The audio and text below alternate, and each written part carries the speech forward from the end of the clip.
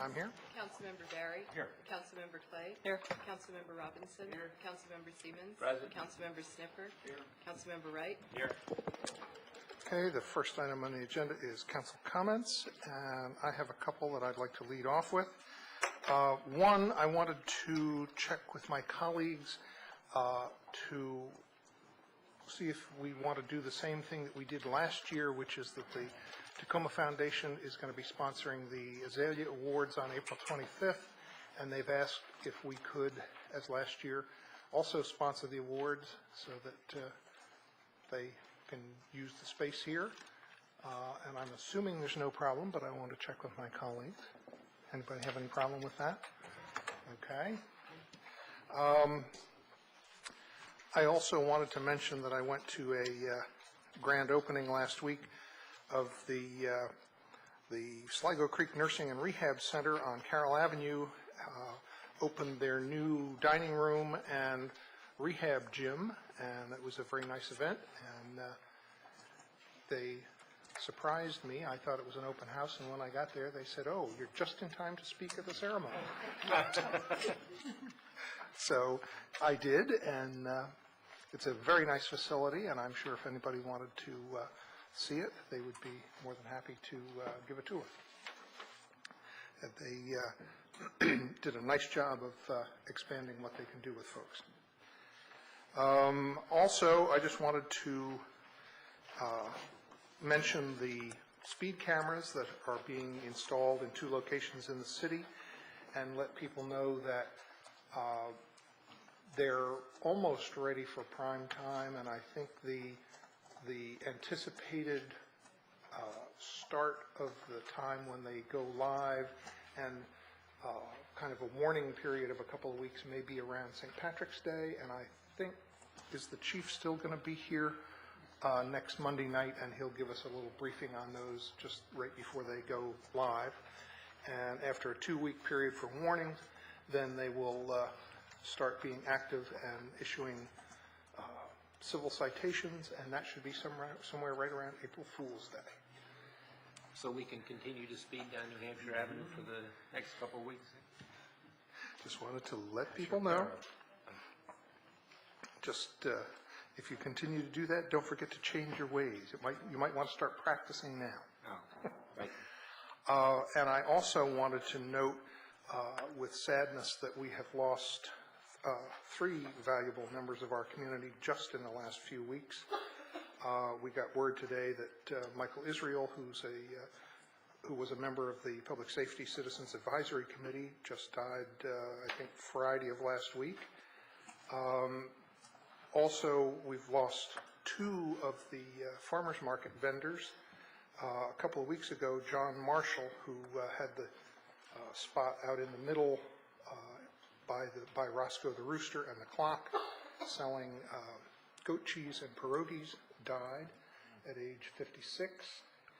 And then last week, John Hyde of Tacoma Kitchens, who is a long-time driving force behind the farmers market in Tacoma Park and farmers markets in the region and nationally, and who was the main one to get the Tacoma Langley Wednesday farmers market going, died suddenly.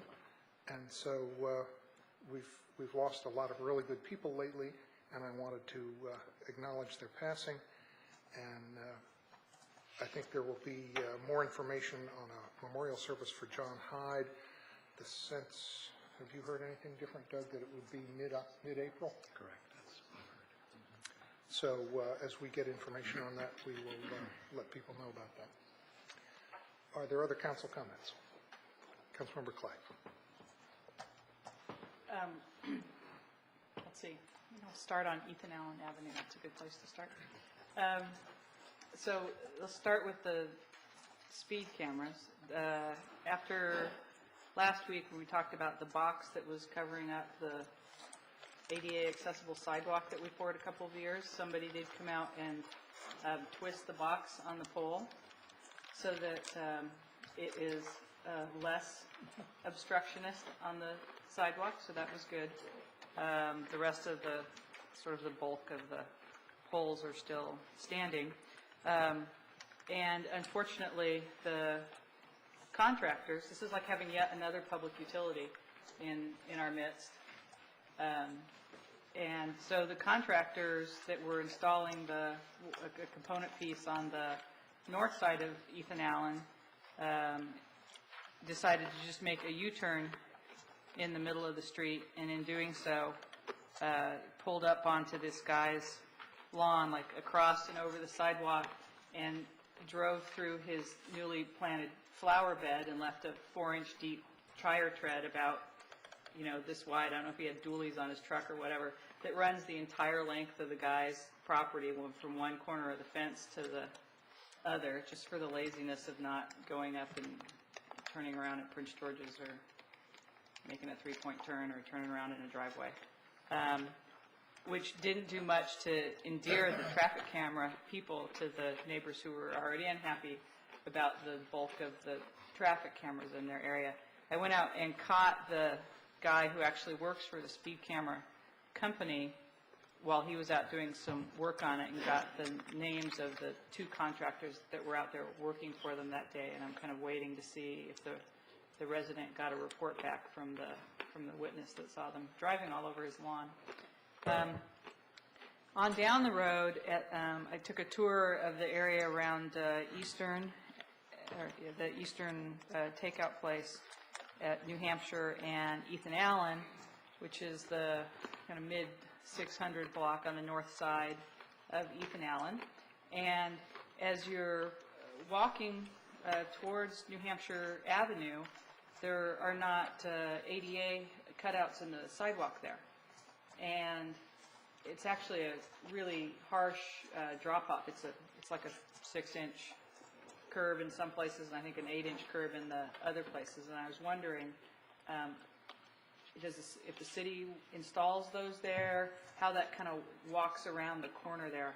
I know that the state came, I guess, and did the big intersection changes with the swinging turns and everything when they were going to do a 4-lane road along Ethan Allen.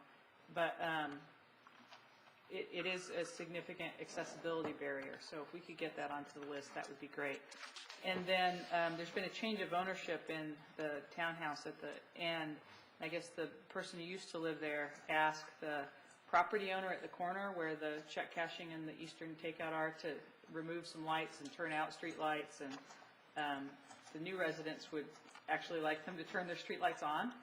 And I know that our planning department has had good conversations with the new owner of the lot there at the corner, so maybe we could make a request to him to reinstall the light bulbs and turn those back on. It might also help with our rat problem, because the lights that are out are all along where the trash cans are.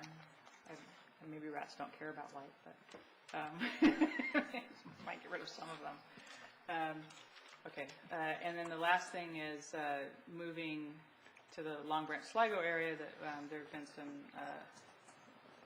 renew the traffic calming meetings. I know the Flower Avenue people are having some meetings about their street that's going to be resurfaced at the end of May, and looking at their speed bumps and some other options that they have. And I just want to let the folks know that now that WSSC is going to complete the resurfacing or complete the permanent patches in the rest of that area, that we'll have to finish up the traffic calming that we had to put on hold last April, because essentially WSSC has had Long Branch Sligo ripped up for a year. So you might want to tell the planning department to prepare for that conversation as well. Thank you very much. Councilmember Robinson. There's a lot of activity in the Pinecrest neighborhood of my ward. I'm glad to see on tonight's agenda a review of assessment of Sligo and Poplar Mill Parks scheduled for discussion. I'm also glad to see that we're looking at the Pinecrest Neighborhood Calming Initiative for the second, I guess, final time in work session. This week there's going to be a meeting with Councilmember Irvin of the county, talking about a variety of things, including possibilities of community garden, which is conceivable would be placed in Pinecrest. There's a new building that's getting itself ready to be built on Sligo Mill Road. That'll be there aren't many new commercial buildings built in this city, and so that would be something that's done. There's some talk of sprucing up the bottom of New Hampshire on our side, near the Advanced Auto. We're starting to talk a little bit about that. We're starting to look across New Hampshire Avenue to see what we can do to make good neighbors of folks in the Prince George's area. And in moving on to Westmoreland, there's been a ripped up top chunk of Westmoreland for a good long while, and I'm glad to report that Darrell Braithwaite of Public Works has been talking to WSSC, and I'm hopeful. I didn't go by there today, but my fingers are crossed that they did more cold patching to get the big bumps out in anticipation of the hot patching later on, and then in anticipation of the milling later on from there in the summertime. And of course, Tacoma Junction's all ripped up. This is kind of a story of traffic. Tacoma Junction's all ripped up, but at least it's going forward. And we talked tonight a little bit about the state doing milling, so we might have good news there. That's it. And I can report that I did see hot paving going on today on Carroll Avenue by a contractor in at least one location. It was what did you say about location? At least one location. Oh, great. It may have only been one. And hot patching, for those of the viewing audience that doesn't know, is hot asphalt, which the factories start producing hot asphalt in the spring. They don't produce it in the winter, so that must mean that the factories are producing and open. So that's good news. Councilmember Wright? Couple items. First, the sidewalks in Old Town that we've expanded are great. I really enjoyed them in the warm weather this past weekend with my kids. But I did notice one thing I mentioned before and thought I'd remind the city attorney, the city manager about this, because the weather's nicer and we could repaint. But the crosswalks are not aligned with the handicap ramps, both crossing Carroll Avenue, where the bend is near Laurel, and at going across Westmoreland and Carroll. So if we could do that, that'd be a good thing. Second item I just want to mention is related to the speed cameras, because I've had a fair number of questions about this from people. And just to remind people from previous discussions we had, we chose the locations for the speed cameras based on for vehicular and pedestrian safety, and the police chief looked at both past vehicular incidents as well as an actual speed study. So the objective of having the cameras is to slow down speeding cars and keep vehicles and pedestrians safe. And then the other reminder is that any revenue we get from this, we can't just use for anything. We have to use it for specific vehicular or pedestrian safety expenditures. WSSC, I don't think anyone else mentioned this, but just a reminder, there's a forum on March 26th with WSSC coming to the Community Center in the Azalea Room at 7 p.m. We'd encourage people to come. If you have particularly complex questions you want answers to, would suggest emailing them to your council member ahead of time so they can get them to WSSC. I had a question for the city manager relating to the Piney Branch Pool. I wonder if we might be able to get from Adventist Community Services. I know we don't have the contract with them, but we did contribute money to reopen the pool. There's a sense that they are trying things out with these certain hours, and they'll see, depending on what the hours are, whether they stay open. I'd like to know sort of what success looks like. What do we have to have? What sort of numbers do we need to get to have the pool continue to stay open for what hours, and where are we in terms of having those numbers reached? It would be very helpful. And then two last items related to streets. One is I just wanted to check in on whether we have any update on Chicago and Philadelphia and when the state highway is going to install their pedestrian improvements there. That's the intersection right near the college where there's a bus stop there, and students frequently crossing after they get off the bus, and cars coming out from behind the bus. I continue to be worried every time I drive my daughter to school and I go by that area that, it's just a matter of time before a student gets hit unless we do something to resolve that situation. And then Also, Councilmember Robinson alluded to this, but just wondering where we are in terms of the update of getting Carroll Avenue repaved and pressuring SHA to get that done by WSSC. I get at least 4 to 5 questions about that by email a week, because I think people are kind of tired of the roller coaster ride. And the damage to their And vehicles. the damage to their vehicles. Councilmember Siemens? Thank you, Mayor. Joyce and I just returned from a week vacation in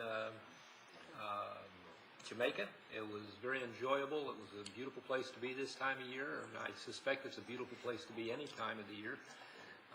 But I do want to apologize for anyone who sent me messages, emails, or phone messages during the last week. I was completely out of touch, and I'm catching up on those as quickly as possible. Thank you. You look pretty sharp, Lon.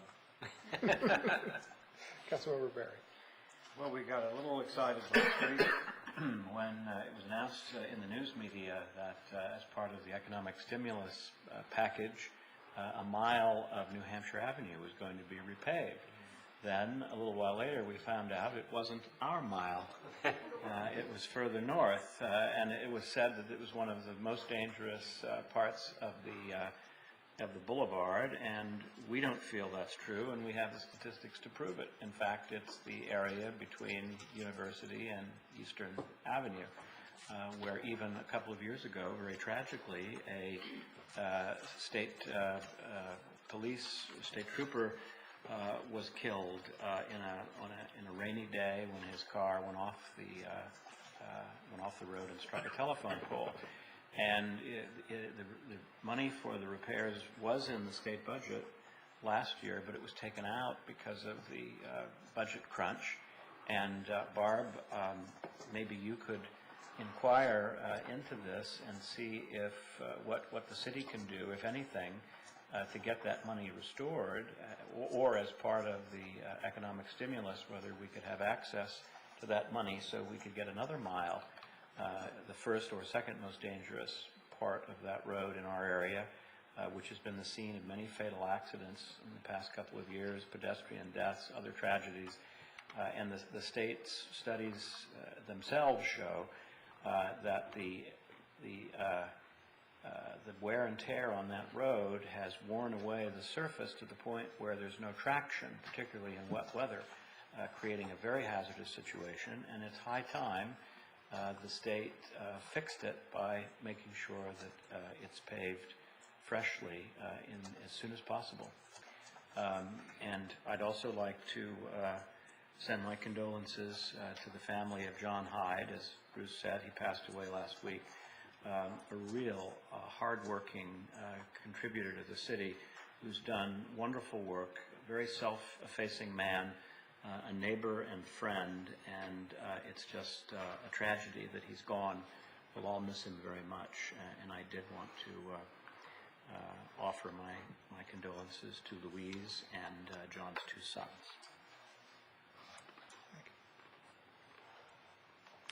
Okay, then we will move along to the next item on the agenda, which is there are no additional agenda items, and I'll just make a comment or two about upcoming meetings.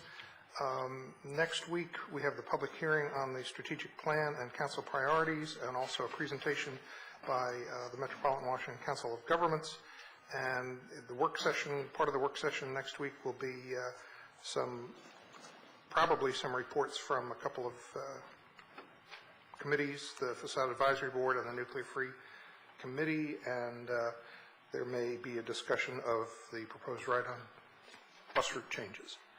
The following Monday, the 23rd, there are going to be some more reports from committees, the Noise Control Board, the Recreation Committee. There will be some update from the Community Indicators Project, and discussion of the Community Grants Program. And then I would note that the following Monday is the 5th Monday in the month, March 30th, and we have not scheduled a meeting for that 5th Monday. So that kind of brings us up to date on the remainder of the month of March. The next item on the agenda is public comment period. That's for anybody who has any comments to make about anything that's not on our regular meeting agenda. And if you'd like to come to the microphone and identify yourself and keep your comments to 3 minutes. But Kay, that's not the microphone.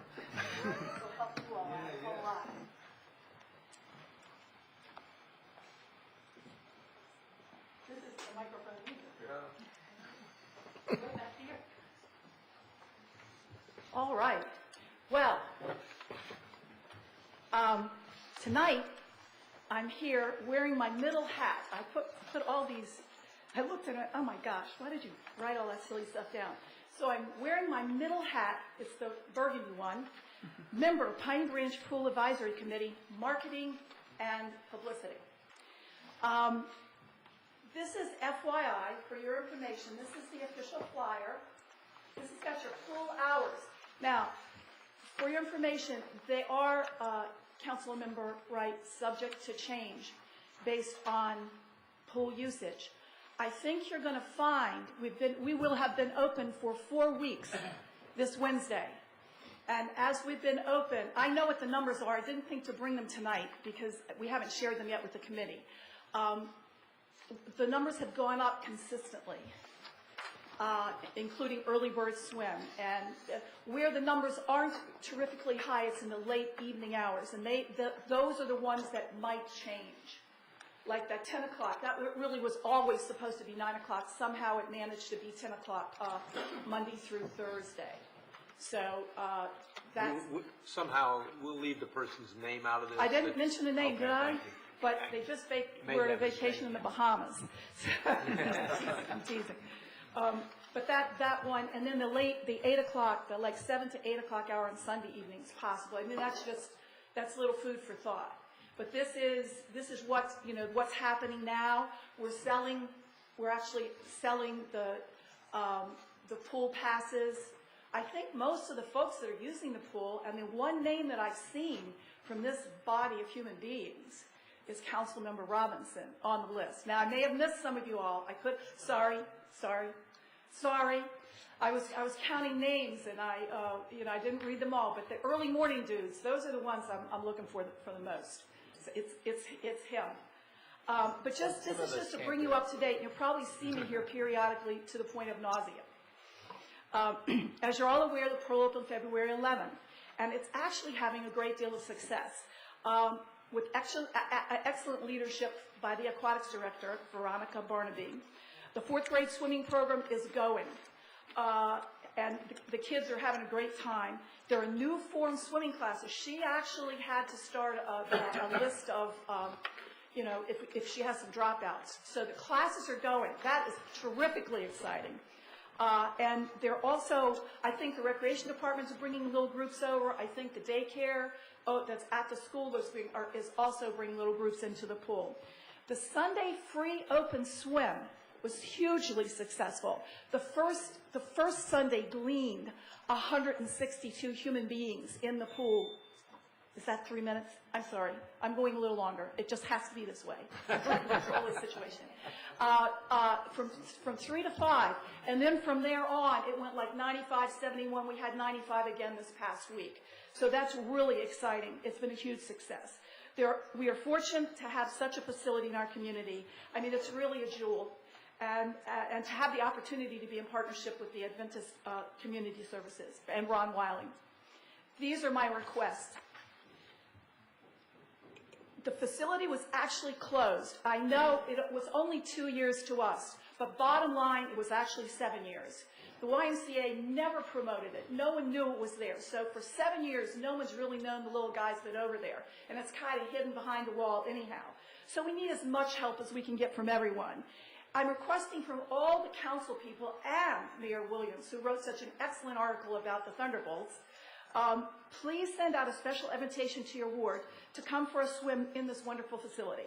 I've included a list of current hours for your information. This may be an invitation that you send out more than just one time. Weekly is my real request, every week. You can't send it out enough. Secondly, just food for thought for you all, and you all may have discussed this, have a ward swimming party.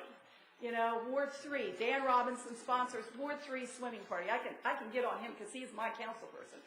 And just, you know, and just invite your ward, and let's just see what happens off of that.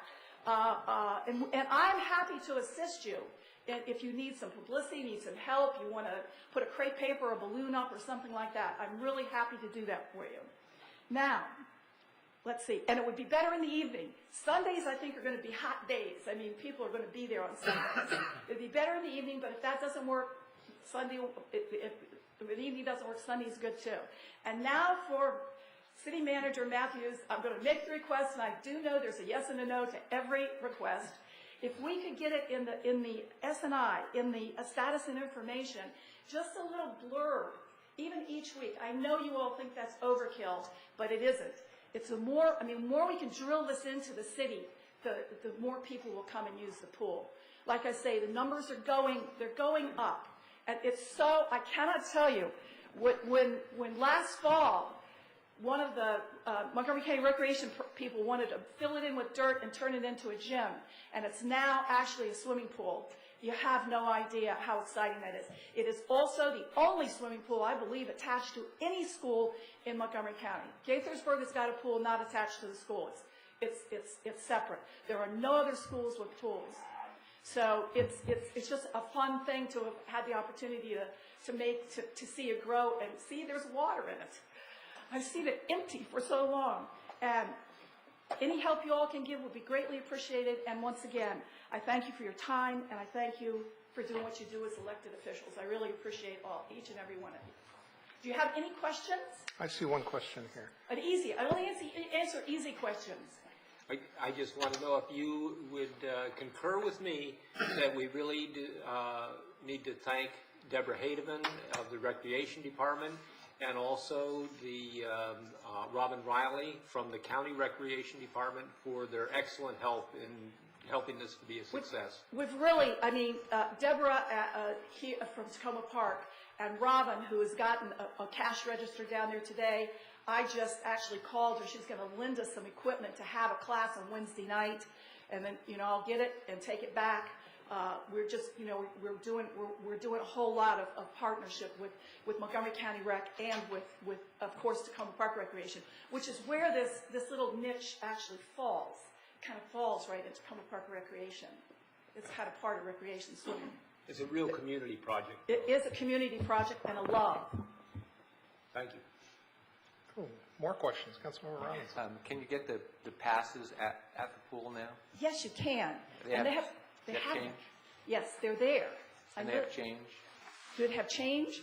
Yeah, do they have pens if you give them $40 or something? Or I don't know the answer to that one, Dan. I'm going They to have changed. I'm not sure how big their Yeah, we're working. change bucket is. It's such a work in progress. Those are things. She needs a cash drawer. There are things that if you're running your own Sounds business. like she got one today. Well, she got the cash register. I don't think there was any money in it. It came from Montgomery County. Because I'll buy a pass down there. I encourage Bring all a my colleagues to checkbook. buy a pass, but Stroke a check. I'll bring. Hang some paper. She will have a small amount of change to make change in her cash register now that she has a safe Right. place to put it. A couple of 5s and 10s will make Yes. the passes easier to get. Yeah. Councilmember Barry. Yes, two quick comments, Kay. One is I must protest the category that you have added here for seniors. Come on, 55 and older.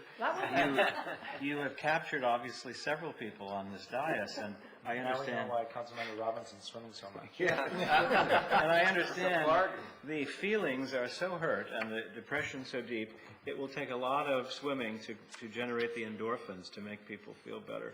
You haven't gotten your AARP registration yet? Well, look, 75 is the new 55. I agree with you wholeheartedly. Absolutely. This is just the beginning of middle age. If it's even that, it could be just even below You're that. digging a bigger hole as you go on. But the other comment is the marketing has been great, and in fact, I was astonished to observe day before yesterday that I received a notice about the pool on my Facebook account, how that happened, I was amazed. So it's getting out there. Susan Katzmiller is actually the publicity person. I mean, she's the one responsible for that. I'm really in charge, we call me in charge of weird publicity, the strange stuff, you know. Well, whatever, it seems to be working. Thanks. Thanks very much. I think the Councilmember Sniffer had a question too, yes? No, just a comment. I just wanted to say how much I enjoyed the pool. I've been swimming in it on Sundays, and I agree with Doug that, I can keep up with those youngsters in there, and I have my pool pass. It's a great resource, and it's Veronica's just fantastic. She's done a great job. She's got a good staff. She's done a great job. It's really pretty much running, problem-free. There are like the cash box and those kinds of things. I know are issues, but it's pretty much running. And it's a very great cross-section of the community. There's someone in here with a radio. Well, Thanks. thank you for your time, and you'll see me periodically, and we will have a spontaneous parade. The Recreation Committee will be in the back of a It'll be an convertible in bathing suits. It'll be an organized, spontaneous parade? It'll be an organized, spontaneous, very small You can't plan a parade. spontaneous parade, okay? Yes, as long as I get permission from the police chief. Is there any other public comment? That was probably enough.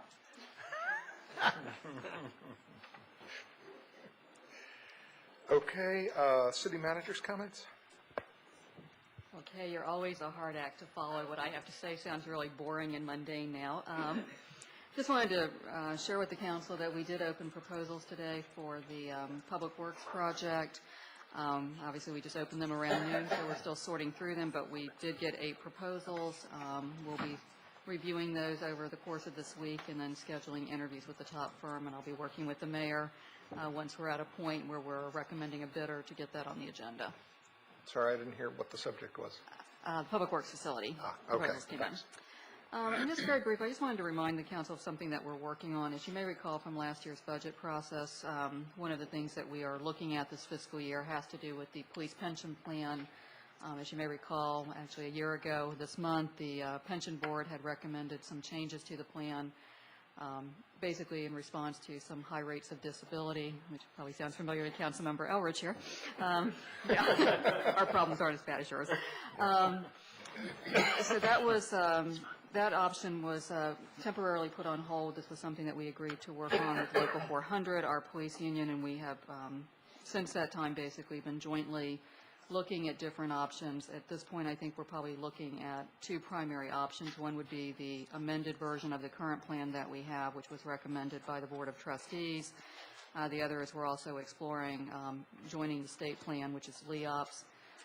We're waiting on a little bit more information from LEOPS, and then we hope to either later this month or in early April have someone from the state plan come and do a presentation to the plan participants so we can get their input and then bring a recommendation back to the council. If there is a recommendation to join the state plan, the council will need to pass a resolution by May 15th. So we're in a fairly tight time frame that we're now, I guess, working on trying to do our research to bring a well-informed recommendation back to the council, but also be working with our employees. The state plan does require a vote by the plan participants who would be joining.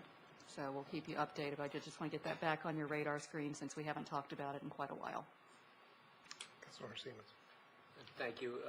Since you mentioned the changes in the Public Works Department, and we're going to be talking about the strategic plan next week, I wanted to remind you of the desire that Public Works be a good neighbor, and I'm concerned to see that it appears that they're forming a junkyard on along the street on Ritchie Avenue, and I think it would be helpful to either have the vehicles stored somewhere else or have them in better shape when they're parked down there.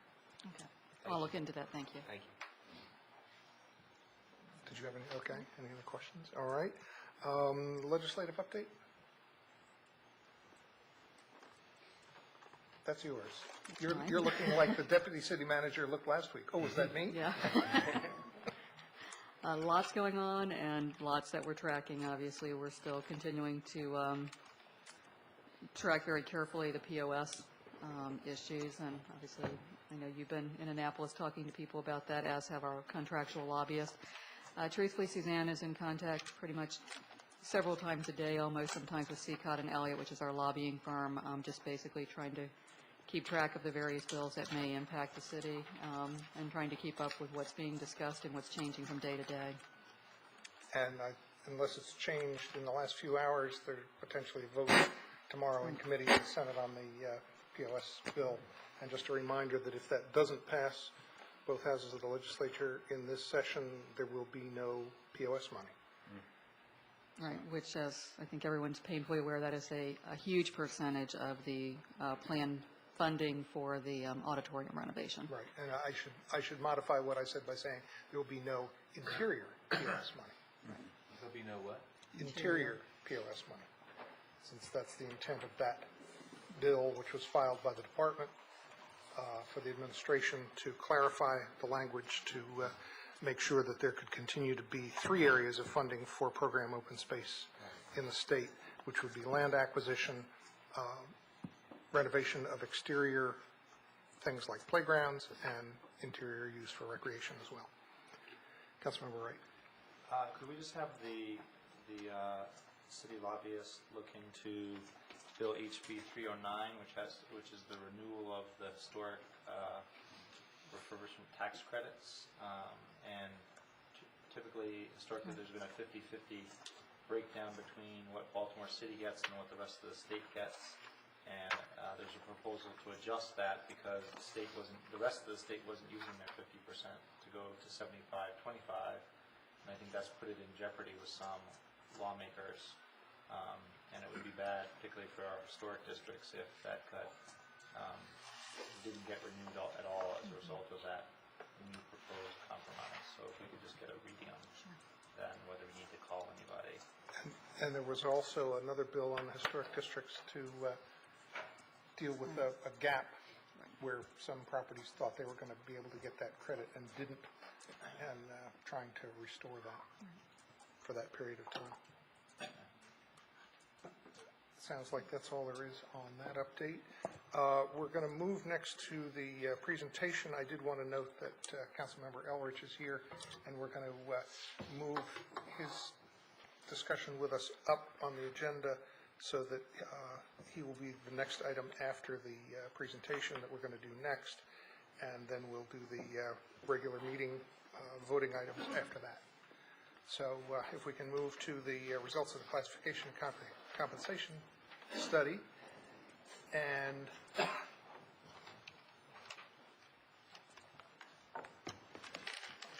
I know that you want to introduce our guest, but I just want to say that it's nice to see you back again. It's been a long time. It's been at least a decade, and unless you all have changed as much as I have, you're the only one I remember. Well, that's true, although Councilmember Elrich was up here at the time. I wasn't looking back here. But yes, that's true. Well, good evening, Mayor Williams and Council. As you may recall, in February or March 2008, we retained Slater Management to conduct a compensation and classification study for us. And Jill Pollan was assigned the project manager. And as you know, she's no stranger to us. She's worked with us over the past 15 years. And she's been working diligently and patiently with our staff to get some data together for the compensation and the classification study. And so this evening, Jill is going to do a PowerPoint presentation and talk about the recommendations and findings from this classification and compensation study. Now, I don't know, do you all come down here to see the presentation? Okay. We still do that unless and until we do the auditorium renovation, at which point we won't have to do that. Okay. Heather, I just wanted to add that a decade ago when I was here, this auditorium looked exactly like it does now. And I thought it was the worst part of the building, although I recognize the need for space, and I really do like your new building, with the possible exception of this room. Thank you for that unsolicited comment. Okay. So you ready to do that? We'll come down? Yeah. She's going to do a presentation, and if you have any questions, she'll answer them. try to make it as painless as possible. And as quick.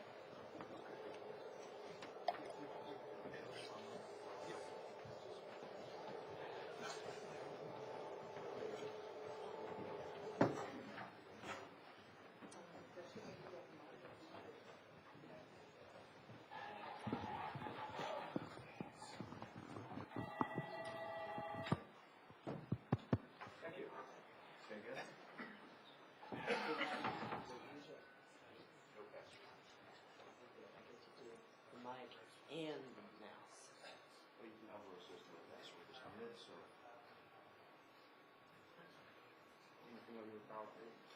Yeah. I made his presentation.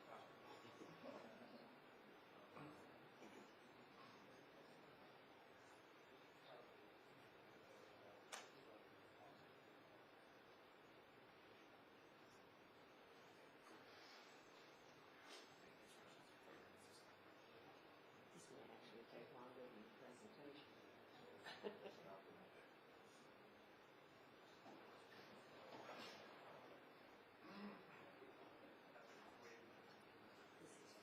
television, it's not for amplification. It's for those who are okay.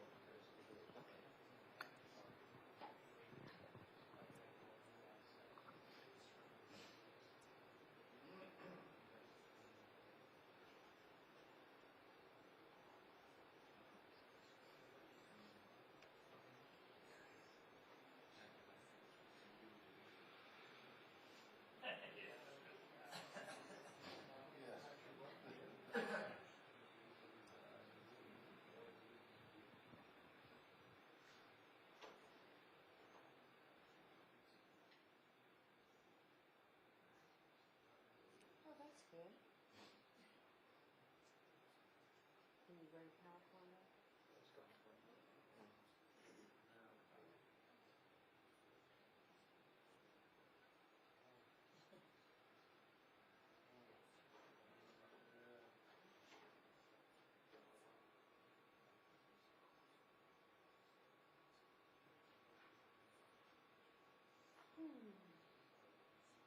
Press F5. Thank you.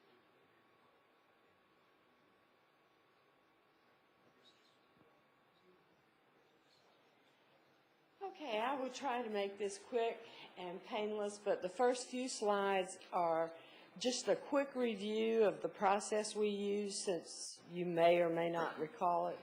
We began it some time ago. Well, it's not that button. Our objectives were a classification study that examines the question of internal equity and results in proper classifications based on equitable criteria.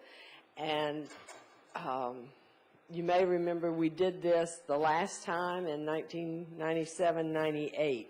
So it was time for a comprehensive review of all the jobs. And a compensation study that analyzes the pay of comparison cities and recommends competitive pay for Tacoma Park's jobs. We had project initiation where we had a planning session with management staff. We held employee meetings and explained to them the process of the study and answered any questions they might have had. And we had interviews with department heads so that they could identify particular concerns, if any, that they had.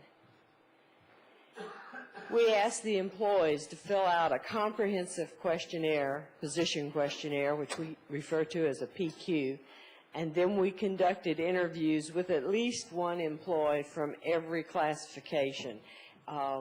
In classifications where there were a number of incumbents, such as some of the positions in public works, we interviewed more than one, and sometimes in small groups. We revised and/or rewrote, and essentially rewrote, most class specifications.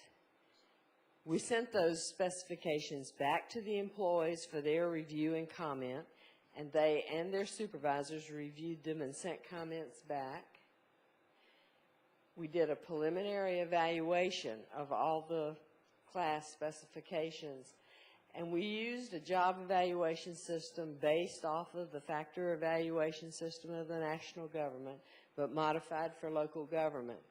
We compared every job in Tacoma Park to these 10 factors: the knowledge required by the job, the verbal guidelines provided, the written guidelines provided, the complexity of the work, scope and effect of the work, the supervisory responsibility of the position, if any, the personal contacts and the purpose of those contacts, the physical demands, and the work environment.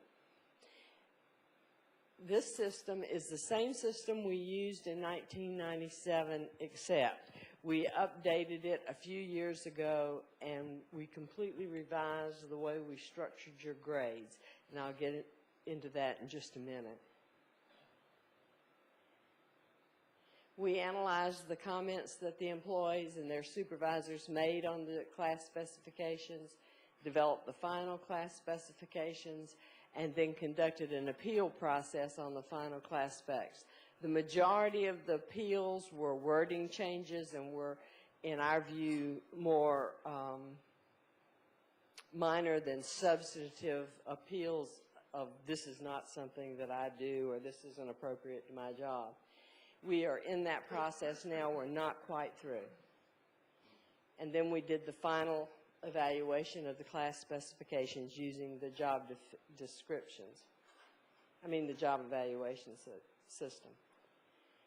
Concurrent with this, we did a compensation study, and these are the cities we used to compare the jobs in Tacoma Park: Annapolis, Bowie, College Park, Gaithersburg, Greenbelt, Hyattsville, Laurel, and Rockville. These are the cities that this city has traditionally used, with the exception of Annapolis. That's new this year.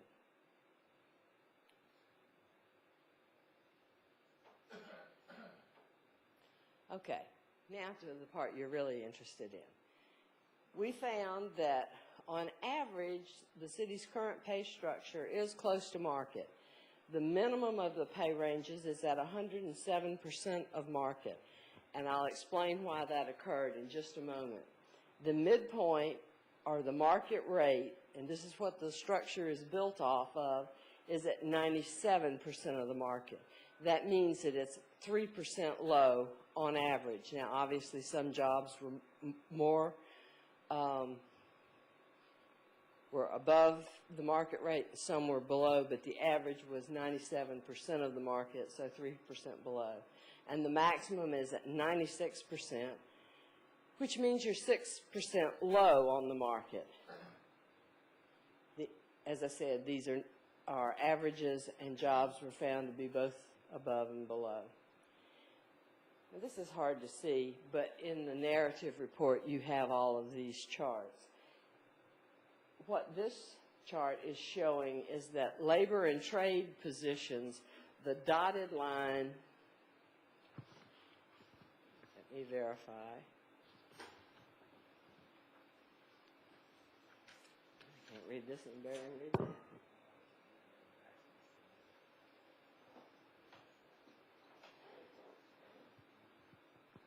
The solid line is the market. Can you read yours, Karen?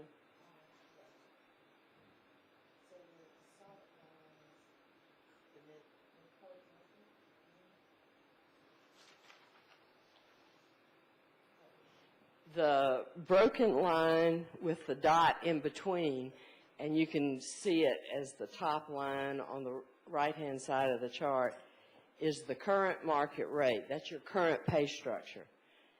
The solid line is the market, and the dotted line, which is very difficult to see because it follows the market pretty precisely, is our proposed pay structure.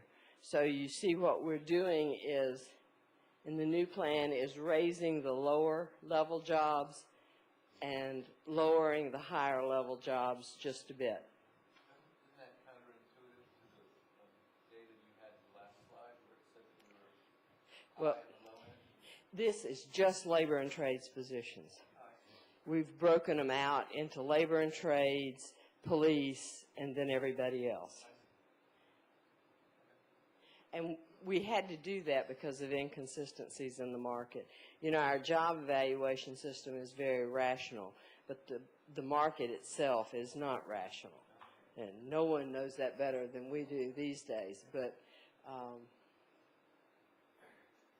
it does change. The police positions, and this frankly surprised me, the solid line at the top encompasses the market and our proposed plan, and the dotted line below is your current pay. I was surprised that it was this far off. And this is everybody else, the general positions. The solid line again is the survey market. The broken line that goes a bit above the market is our proposed plan, and the dotted line at the bottom is your current structure. And as I say, these charts are all in the material you've been given, and they're easier to read in that. Now I want to talk to you a moment about the proposed pay structure and how the philosophy on which it's based and the strategy that we use to put Tacoma Park in a competitive posture in the market. The minimum is seen as the apprentice level. The midpoint or the market rate as the journeyman level, and the maximum being the master level. Well, you want to hire an apprentice at the apprentice level or a new employee at the apprentice level only if they are truly apprentices. In fact, if you hire a highly experienced employee, you would expect to pay them much closer to the market rate or the going rate than you would the apprentice level. You want people to move from the apprentice level to the journeyman level in the pay structure at about the same time that they obtain the skills to be functioning at the journeyman level.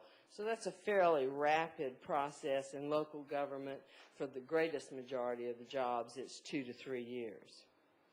Then from the market to the maximum, you want people to move to the master level more slowly, based purely on performance, because that's a career. A pay grade, a salary grade, should be able to be seen as an entire career if you stay in one job. Okay, most of Tacoma Park's comparison cities have pay structures with the market rate set in the middle of the pay range. Typically, these cities have a salary range with both 25% below and 25% above the midpoint market rate. So they have 50% difference between minimum and maximum, and the middle is the midpoint, and they call that the market rate. The current pay structure that you have is designed with the minimum set at approximately 88% of the market rate and the maximum at approximately 118% of the market rate. I'm not quite sure how the city got to those particular percentages, but what it does by placing the minimum at 88% of the market rate rather than 75% of the market rate, it puts you in a more competitive posture competing at the minimum level. Now, your pay range is only about 39% wide, and the majority of your competitors' pay ranges are 50% wide, which is why you're a little low at the top. Since the current pay structure is built on the market rate, the fact that the midpoint or the market rate is at 97% of market overall means that on average the city structure is 3% below. And the proposed pay structures are built in much the same manner as the current structure, with salary ranges based on the market rate, with the minimum set at 90% of market and the maximum set at 125% of market. And the reason we don't extend these huge wide ranges is because if you keep the pay structure on market, in other words, if you adjust it each year as part of your budget process, which you do, you're never going to get to the top. You know, you move with your performance, but the structure moves with the market. So if the structure moves up and your performance is acceptable and you're meeting standards, then you move back to the same position in the structure that you were in before. And it's only with exceptional performances that you would gradually move toward the master level. Okay, our implementation plan. I'm going to go through this slowly because you can get confused easily. We placed all of the reevaluation jobs at the minimum rate if the current salary is below minimum. We placed the jobs between minimum and midpoint, or the market rate, at 95% of the market rate if the salary was above minimum but below 95%. And we placed them at the market rate if the current salary was above 95% but below the market rate. Current salaries above the midpoint or market rate of the salary range were not changed. And the theory there is that to move above the going rate for the job, it should be based purely on performance. Cost to implement. The cost is approximately $200,000, or a 2.6% increase in base salaries for all regular employees. We did not include some seasonal employees whose hours vary to an extent that we weren't able to estimate it. In this implementation, 5 employees will be at or above the top of the salary range and will receive no pay increase. 46 other employees, 29% of the population, will receive no increase because their current salary is at or above the market range, a market rate of the salary range. It means they're making at or above the market rate already. See, I told you I'd make it quick and painless. What questions do you have for me?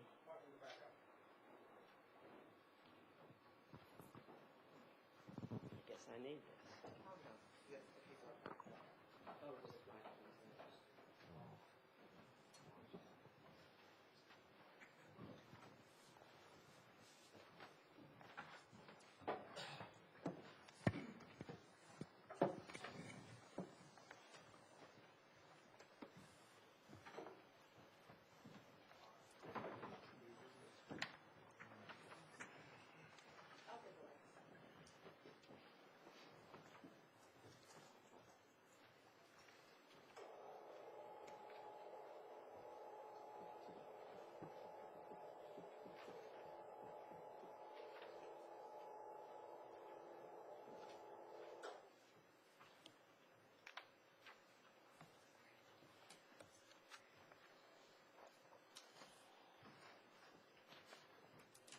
Now, is that considered outside of my normal duties, and therefore I get some extra for that?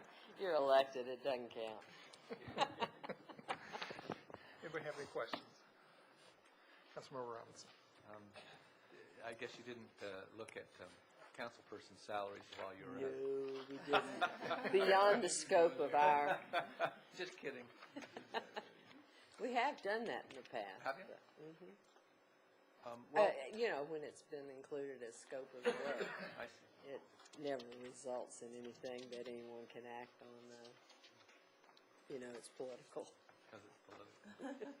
Well, in Tacoma Park, some people think that it's a creative community, and I'd say we try to make life good for the employees here. And I wonder if that is taken into consideration as you analyze salaries. An example is that our police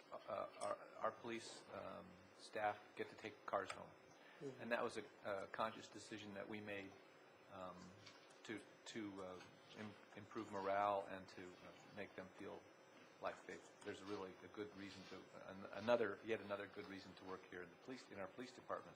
So I wonder if those kinds of things, or even some perhaps intangibles of the sense of creativity or our fine city managers' style in allowing people leeway in how they do their work, if any of those kinds of intangibles are brought into your analysis.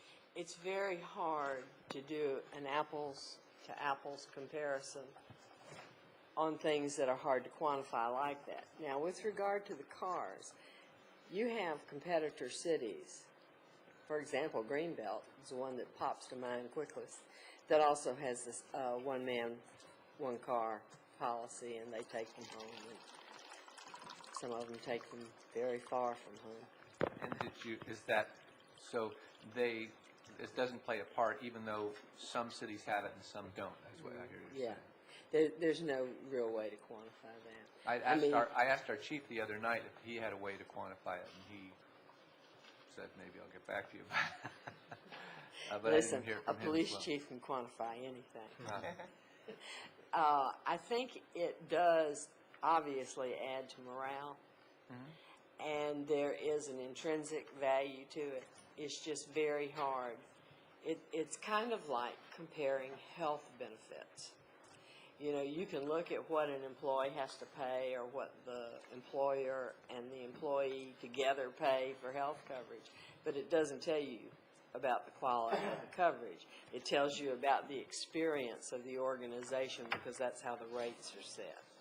And do you take the other, the fringe benefits in? I'm sure that you take the fringe benefits into consideration when you're doing the comparisons. Am I right there? We normally do. That was beyond the scope of this one.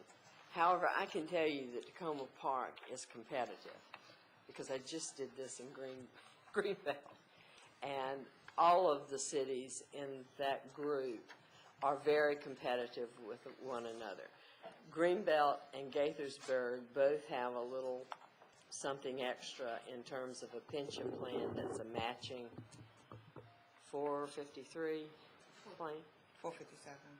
No, it's not 457. They both have 401 plans, 401A plans. At any rate, the employees can make up to a 10% contribution, and the city matches up to 10%. That's a tremendous benefit, particularly for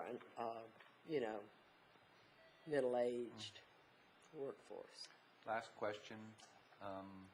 If we hit hard times, how will your analysis help us?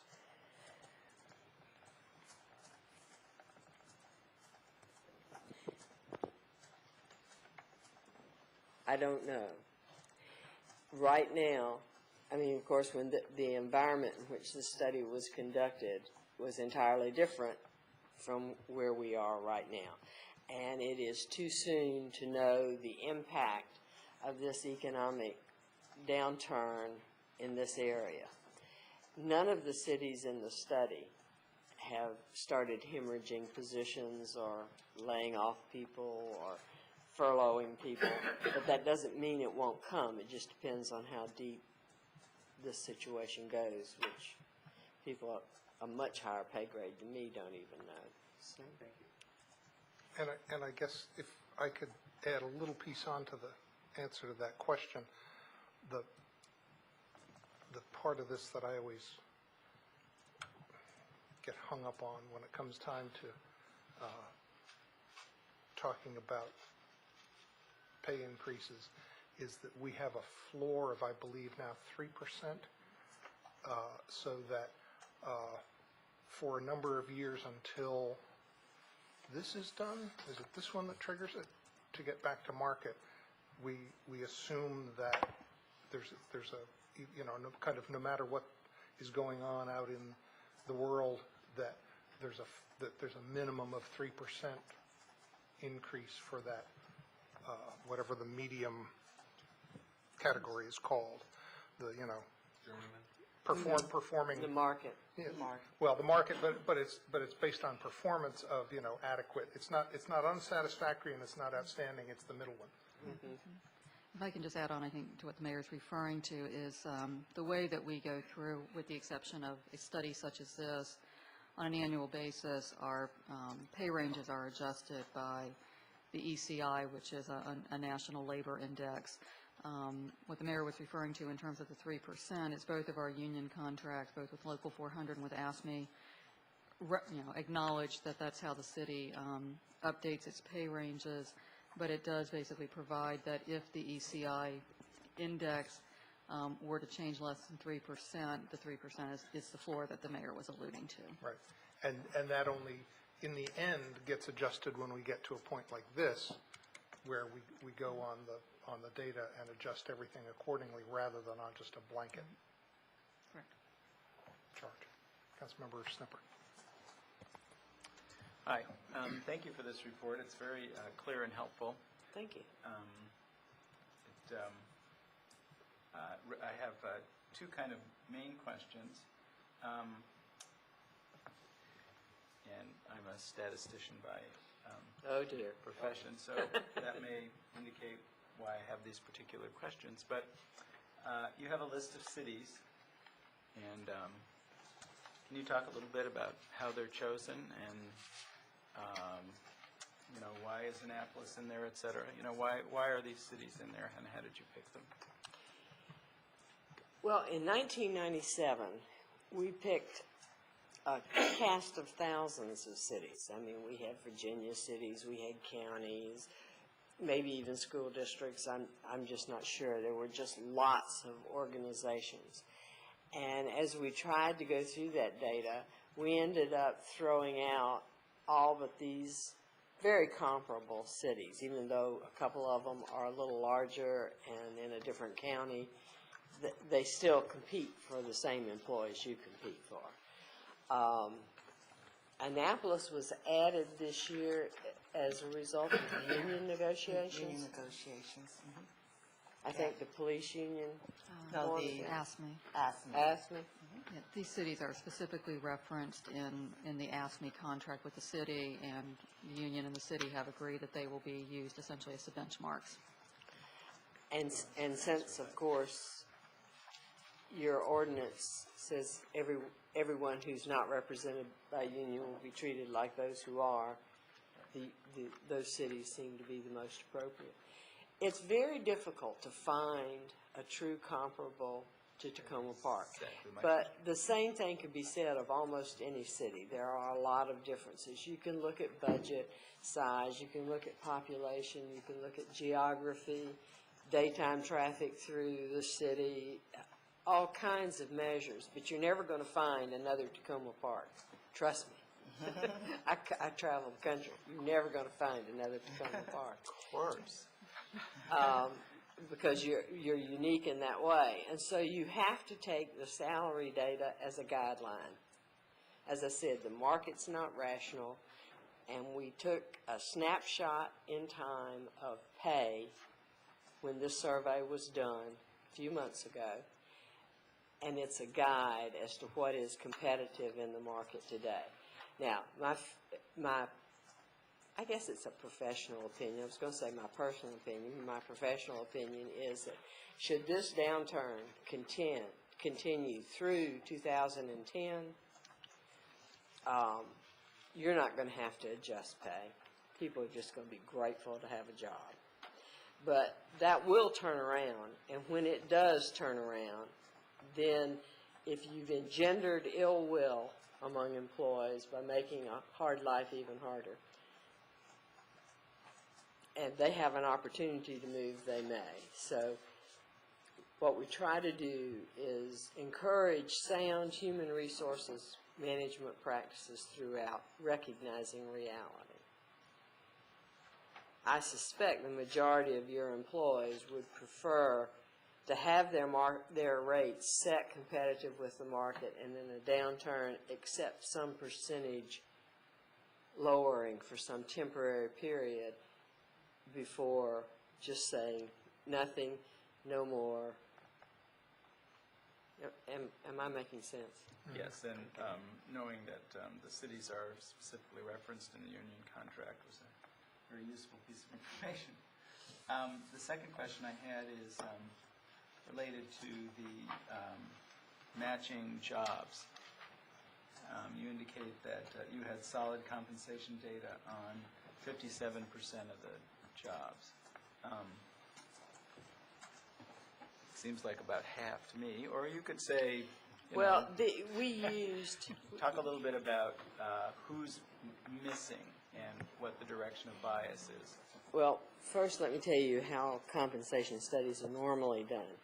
Jobs are benchmarked. In other words, the most representative jobs from each of the grades are selected because they're easy to match in the market.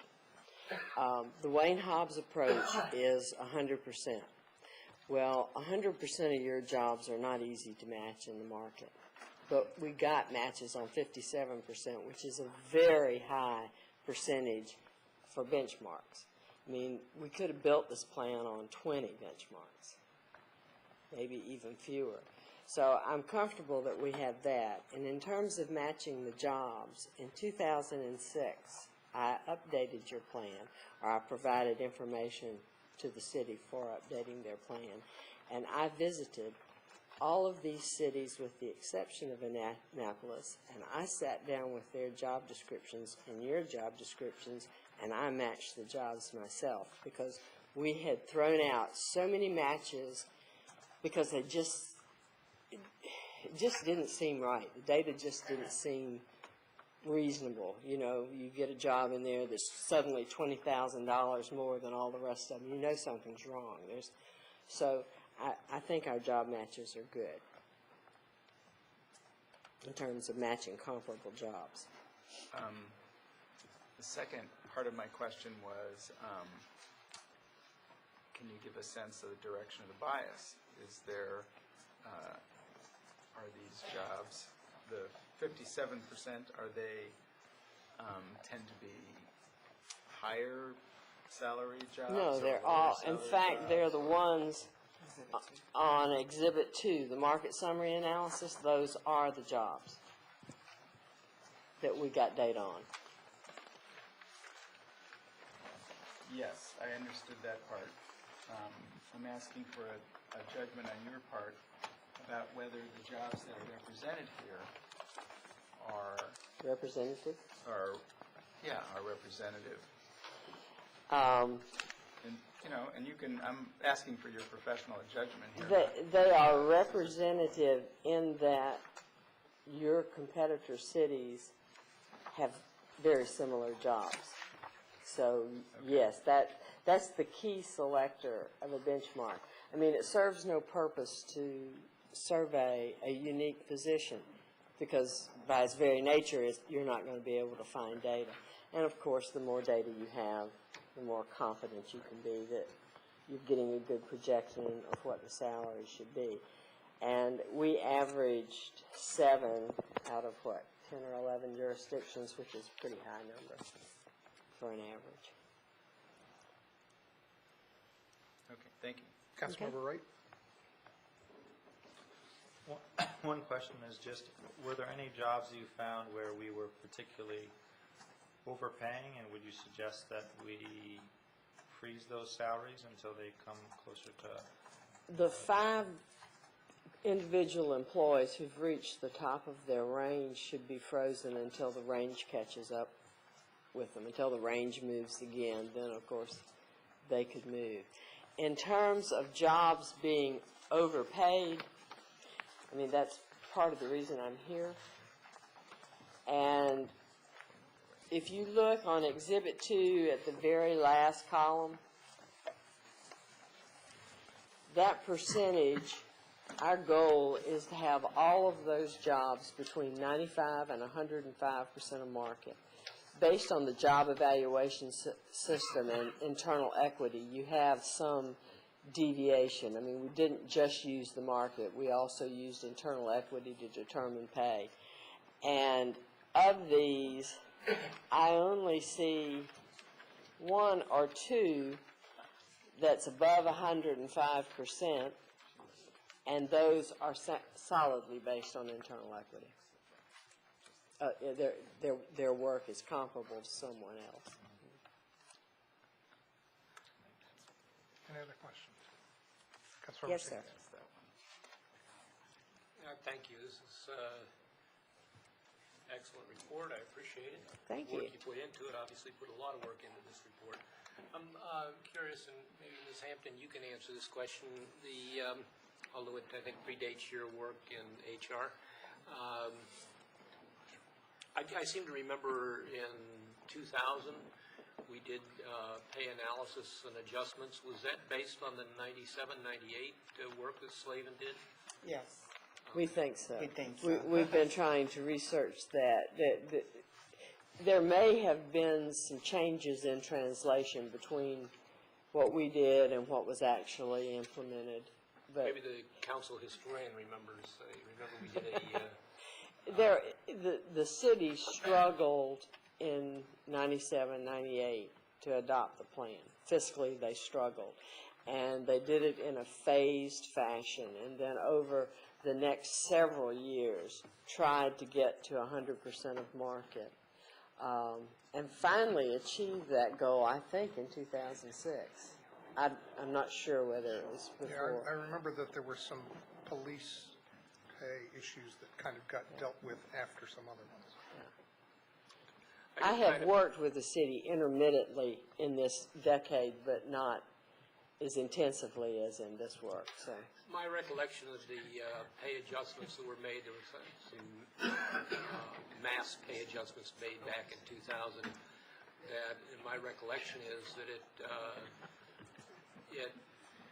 seemed to affect an increase in management pay more than it was in the line workers. And that would be a very typical finding in most local governments in the United States. When I see these studies, I very rarely see management close to market. I often see the lower positions at or above market, but it falls off as it gets towards management. It's a phenomena of local government. I don't think you saw it as much in this plan simply because you have been trying to keep your plan competitive ever since you got the first study. I mean, you haven't always been able to do everything that you would have liked to have done, but you have done due diligence to keeping your plan competitive. Okay, and as I understand what you're saying on the economic struggle that we're facing right now, you're suggesting that maybe the adjusting the market or adjusting the pay ranges would be appropriate, but not necessarily the pays to the same degree? I may have implied that, but I don't think I actually said that. If at this point in time you are fiscally able to do this, I think I would encourage you to go ahead and do it, recognizing that this time next year, if things aren't a lot better, you may have to take something back in terms of asking employees to forfeit a percentage or two of pay in order to avoid layoffs, furloughing, that sort of thing. And if I can just piggyback on that, the difference between now and then would be now there's adjustments to kind of to deal with that portion of the whole group of employees to get things more aligned with the market. And if we did something now, it would affect that portion of the employees. If we were to do something in the future, it would most likely be with all employees rather than just the portion that we're dealing with now. Well, no, the reason that 46 employees were not recommended for pay increases is the city's commitment to performance, that Right. performance above the market rate, the going rate for the work, should be based on performance. So we didn't think an arbitrary increase in Right, pay was an appropriate recommendation. If you wanted to give those... No, I wasn't going there. Okay. I was saying that the difference between, say, if we were to do something anticipating tougher times ahead, it would be more equitable to do it next year because it would be dealing across the board rather Right. than now, when it Right. would only be dealing with that portion which, according to the market, is already being underpaid. Right. And then I Thank just- you. I didn't understand. Just one last question, and I'm sorry to get down to this, but I'm having trouble understanding when you're comparing Tacoma Park pay grades and pay positions to other jurisdictions. I understand you went out and looked at the different job descriptions and tried to match them up. But when I see, Rockville and Gaithersburg that have quite different tax base than what Tacoma Park does, and even if you look at like Rockville Police Department has much different responsibilities than the police within the city of Tacoma Park have. Job descriptions don't match up entirely, and responsibilities don't add up the same. That's Is there true. any attempt or any desire to adjust these, prorate any of the pays based on those factors? We haven't done that, and the reason we haven't is there's at least two. First of all, the reason to include Rockville and Gaithersburg is because they are your competitors. Regardless of the depth of their pockets, you do compete with them for employees. So your pay has to at least be in the neighborhood of theirs. When you add Rockville and Gaithersburg into a crowd of 7 or 8 other cities and average the pay, it's going to be lower than Rockville and Gaithersburg, but it's going to be at least in the neighborhood. If we left Rockville and Gaithersburg, for example, out, you probably could not compete with them for the best candidates. Okay, and I just encourage my colleagues, remember, we also compete with Montgomery County Police for their You don't want to go there. No, that's what I'm saying, though, is that, I know. anyways, they can draw their conclusion. Remembering that our former colleague, Councilmember Elrich, is now a Montgomery County Council member. And he knows we don't want to go there, don't we? And We've been there. Yeah. And if I can just add, when there was reference before to a little historical perspective, the stated philosophy for pay in the city prior to this pay-for-performance system being instituted, and this was a decision that was made before my time and maybe even before Councilmember Elrich's time, was that the pay system was essentially set up as get people in the door, and after they've been here a little while, don't pay enough to keep them, just keep bringing in new people at the bottom and lose them at the top. And that was a stated Yes. by the council. When we goal. did the original study, that was the stated philosophy, and it had caused a significant morale issue among employees, because you clearly were valuing the new employee rather than the one who had given you several years of service. And so what we tried to do was bring balance to that system so that it's fair to everyone, not favoring one over And the it other. could be that some leftover trends or perceptions of some slight differences in the system that we ended up with could be leftover effects of that. Could be. And what, of course, has happened in the city, when that policy was originally developed, and heaven only knows when that was, the city was much smaller and did a lot less. You weren't the community programmer that you are today, and I think that you were perfectly happy being the training ground for everybody else, which is what you were, and now you prefer to keep some of that expertise, because retraining is a very expensive process. Good, thanks. Thank you. I Oh, One kind of question that follows up on that one. I think you've answered it. It's there's, the market, as I understand your use of it, has to do with what a typical employee in a certain area of expertise is paid on average for the other places that you looked at. Yes. Is there a market or a sense of whether or not one city is top-heavy or bottom-heavy? In other words, are there too many chiefs and not enough Indians, or too many Indians and not enough chiefs? In this city or any that we looked at? Do you do that kind of analysis in any way? We have, I mean, we can. We haven't in this study. And the only two cities I know intimately in that group are this one in Greenbelt, because I've done studies for both. And I would say neither of you are particularly top-heavy. Okay. Thank you. Okay. So we will have a proposal come forward for some revisions to the current year pay scales. We have to finish resolving the appeals process and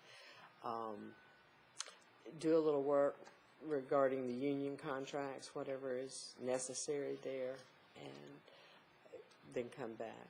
Okay. Well, Barb will come back. I don't need to come back. You know, you had your false start last week in the snow from Atlanta. Yes.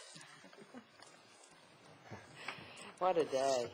So, thank you, and thank you, Karen. Thank you. Thanks a lot. It's good to see you all again. Likewise. We're going to do one quick regular meeting item because we have a couple people here from Park Avenue. So we're going to do agenda item number 3, which is a single reading ordinance awarding a contract for Park Avenue improvements. And the city manager wants to just say a few words about that one.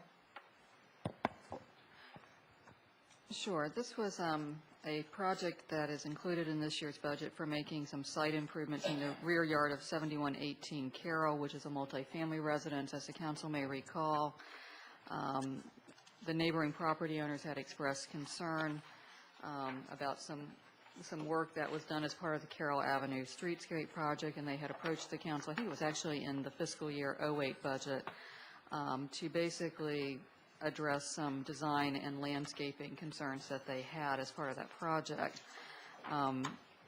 We actually issued 2 requests for bids for this project. As the council may recall, we issued one in November of 2008.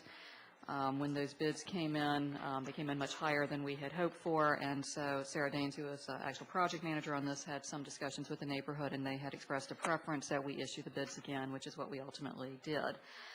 Between the 2 processes, we got 8 bids from 6 firms, unfortunately all of which exceeded the amount that is in this year's budget. What I guess staff is recommending to the council this evening is that any effort to scale down the project, we believe, would not meet the desire of the neighborhood and would not adequately address their concerns. So what we are suggesting this evening is that the council award a bid for the base bid, not taking out any of the bid alternates that had been incorporated. This would require, obviously, the appropriation of supplemental resources, and I guess just maybe anticipating that the council may wish at least to consider this. I did go through the city's capital improvement program and did identify a number of capital projects that either came in under budget or are not expected to move forward for various reasons during this fiscal year. So staff is recommending that a bid be awarded to G&D Construction in an amount not to exceed just over $31,000. And in addition to the funding that was budgeted specifically for this project, this would require supplemental funding in kind of the approximate amount of $21,000 that can be accommodated without any appropriation from the unappropriated reserve. It can be absorbed in the amounts that are already budgeted for capital. Sarah, did I miss anything? Okay. Would somebody like to introduce this? Moved by Councilmember Wright, seconded by Councilmember Robinson. Is there any discussion? Is there any public comment? Okay, this is a single reading ordinance. Would the clerk please call the roll? Aye. Aye. Aye. Aye. Aye. Aye. Aye. Okay, that passes. And we'll also just quickly do, I got to find it, agenda item number 5, since there's somebody here from Pinecrest. So we'll move to that item, and that's a second reading ordinance authorizing installation of speed humps and other traffic calming measures in Pinecrest. We've talked about this a number of times. This is second reading. Would somebody like to introduce it? I'll introduce it. Second. Moved by Councilmember Robinson, seconded by Councilmember Siemens. Are there any council comments? Any public comments? Okay, it's a second reading ordinance. Will the clerk please call a roll? Aye. Councilmember Barry. Aye. Councilmember Clay. Aye. Councilmember Robinson. Aye. Councilmember Siemens. Aye. Councilmember Slipper. Aye. Councilmember Wright. Aye. That passes as well. We will now go to agenda item number 9, update from County Councilmember Mark Elrich. And we're actually at the time when we thought we were going to be here anyway. Okay. You were early. I was told 8 o'clock. Oh, Sorry. Hence my arrival at 8. You guys know me well enough. The odds of me being here at 8 o'clock for 9 o'clock meeting, slim and none. well, I was given to understand that you knew 9 o'clock. I do just on time performance. It's like my meeting's at 9:30. I'm through the door at 9:28, maybe 9:31, somewhere around there. Yeah, and There's an interesting discussion because it's it's the kind of stuff that relevant to the kind of things we're either doing or need to be doing, and so it was interesting to see that and to remember what we went through when we made the change in our pay scales when I was around however many years ago it was 10 years ago that we did that. The other thing I remembered was that we made a conscious decision at that time to raise the bottom of the scale because we said we weren't going to have anything below living wage. And so there were a bunch of categories at the bottom that actually fell below living wage, and we bumped all those up to a minimum of the living wage. yeah, and another part of that discussion was when we thought about contracting out for some positions, particularly around building maintenance, and decided against doing that because it was really we were only going to save money by having the people who were doing the work not getting benefits like health insurance, and that wasn't really a place we wanted to go either. So we put a floor under our minimums and then pushed the floor up. Yeah, we did a good job. God, I wish there was like really good news I could bring you guys tonight. So I was thinking the best news in the county budget is that we're not going to, because of global warming, we won't spend our snow removal budget this year. And, we'll have some surplus left over from that, whatever that minor amount is. And so that's the good news from Rockville. And everything else is kind of like in flux. We're probably a lot like you are, waiting to see what comes out of Annapolis. Waiting for the shoes. Is it? Well, a week and a half ago, I guess, or maybe a week, I forget which meeting it was, we had a $70 million slippage in our revenues. Today, we were discussing the possible impact on the county of a bunch of legislation in Annapolis that could affect the county to the tune of $40 to $70 million more. And those would be negative dollars, those would not be positive dollars. And while we were talking about that, someone mentioned, oh yeah, and they're going to do a revised revenue estimates for the state, and they expect them to go down another $500 million, which over 2 years means revenue's down $1 billion. So, there's not a whole lot of good news coming out, and the stimulus package really doesn't affect Montgomery County very much. The dollars do not flow to the general government side. They primarily are flowing to the education side, and whatever we're getting, and a little bit in construction, but not very much. And in terms of operating and the kind of things we do every day, not much relief at all so far. So we're not exactly jumping up and down and thinking that this is going to save us or dramatically change our scenarios. So depending how you look at it, we could be looking, if you think about the county's budget, you assume that not much is going to happen to the school side, and that's about $2 billion. And you take the $2 billion or so that's the general county government, and you look at the tax-supported piece of that, which is about $1.7 billion. and you take out interest, which you have no choice but to pay, then you're down to somewhere around 1.5 billion. And then, depending how you look at public safety, if that's immune to cuts, public safety, fire, and police will probably get you down to under $1 billion, and then you have to figure out how to take $450 or $500 million out of that. So, that's not a real pretty picture. I'm not quite sure how we're going to do it. We don't do deficit spending. We're not going to be, borrowing money for operations. So I'm expecting it to be really, really challenging. And I think people are going to see significant changes probably in service levels in the county. And it's going to be hard to hold any departments immune from those kind of cuts. It's just not possible.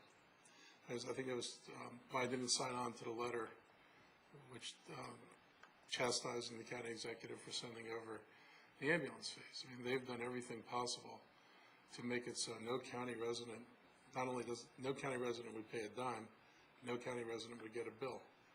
And yet the myth is recreated in the community over and over again that we're going to bill people and that you're going to have to pay and that you will come after you if you don't pay. And that's just not what they've done. They are willing to collect a little bit less revenue rather than take the aggressive approach of pursuing, and plus the only money we're interested in is insurance company money. So there was no effort to get money out of people who were, just citizens of the county.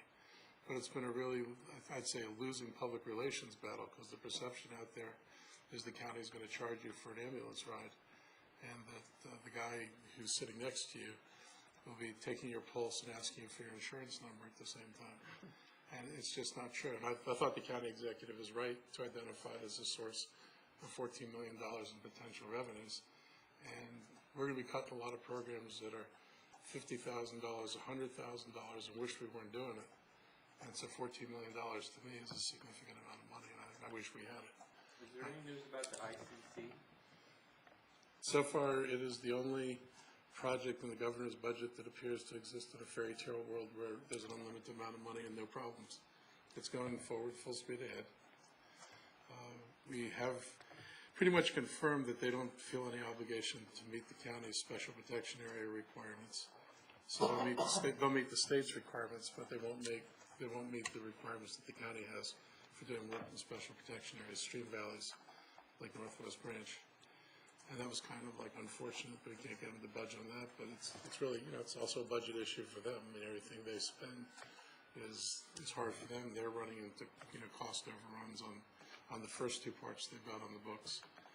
And O'Malley's folks have been absolutely unwilling to discuss any reduction in the scope of the ICC, building the two ends and leaving the middle alone. Any number of iterations that have been floated as viable, options to building the whole thing. So the whole thing goes on. And then, of course, other projects all around the state get cuts. And then we complain when we don't see our projects in the governor's list of, stimulus projects. And it's like people around the state view it as, you got your $3 billion. There's not much left. This is ours. So these are the kind of tensions that get created between the county and between other counties across the state. I wish we were killing the ICC, but we're not.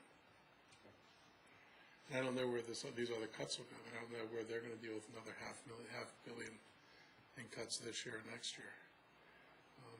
Things like the transportation spending and capital projects are the easiest places to take it out of because they don't have immediate service impacts. And so you can continue to see, as you've seen so far, shrinkage in the money set aside for transportation projects in the state. Purple line? That's somehow going to be funded out of the shrinking pot of money. I mean, I think everybody's hoping that somehow these things qualify for money at the federal level. But, I think one of the disappointments in the stimulus package was there's money for high-speed rail, substantial investment for high-speed rail, but there's not a similar kind of investment for what you might consider more urban forms of mass transit. And, subway and light rail and bus rapid transit don't qualify as high-speed rail. So that money is not going to be available for us for that. So we're going to be competing with it's a fairly small pot of federal money for transit projects, and we have 3 in the state alone. So it's really challenging. It was helpful hearing your explanation about the ambulance fee, because I had wondered why you were the only non-signatory to that. And it's helpful to know that, because I think you're right. There were a couple of us who told the administration, unless they fixed it, unless they made it paperless and there were no bills and there were no fees, that we weren't going to support it. And they found a model from someplace in the Midwest where the deductible is considered paid by the taxes that people pay in the county. And so the deductible is going to be considered subsumed in your existing taxes that everybody pays, which is how you can go to the insurance companies and say the deductible's been paid, we just want the balance from you. And when you think about it, so much of this is Medicaid, Medicare. I mean, these things are routinely funded. Everybody else is getting their piece of that pie, and we're not. Yeah, and then it's insurance money pie. So it's a tough one. I find it really hard to leave that money on the table in a year like this. Right. So your fellow colleagues just didn't want to take the time to explain to their constituents the issue? You know, I'd say in fairness, that some of my colleagues who support this have tried having similar discussions, but when a certain group that opposes it just goes all out, and I mean, I saw examples and one of those groups is the volunteer firefighters. You said it, not me. When they go out and they scare people and they say you're going to have to worry about paying a bill. Do you want to think about whether you're going to get a bill when you pick up that phone for an emergency? And they give examples. There are studies that show if people have to pay, they may be reluctant to get medical services. That applies to medical services in general. If you think about it, the ambulance fee is trivial compared to what you pay when you walk through the emergency room. So if you're worried that you don't have insurance and you can't pay the bill, the ambulance fee is probably not the thing that's going to keep you out. It's the whole fact that you can't afford to go there in the first place. But I think it's been very hard to get the message out. I mean, I've seen Ike go out and try to make the pitch. Some of my colleagues have tried to make the argument, but the other side is just kind of overwhelmed the airwaves with this. People will pay, people will die. Don't do this. It's a hard discussion to have, because as a member of the Volunteer Fire Department Board, I've tried to make the same case, and it's hard to do.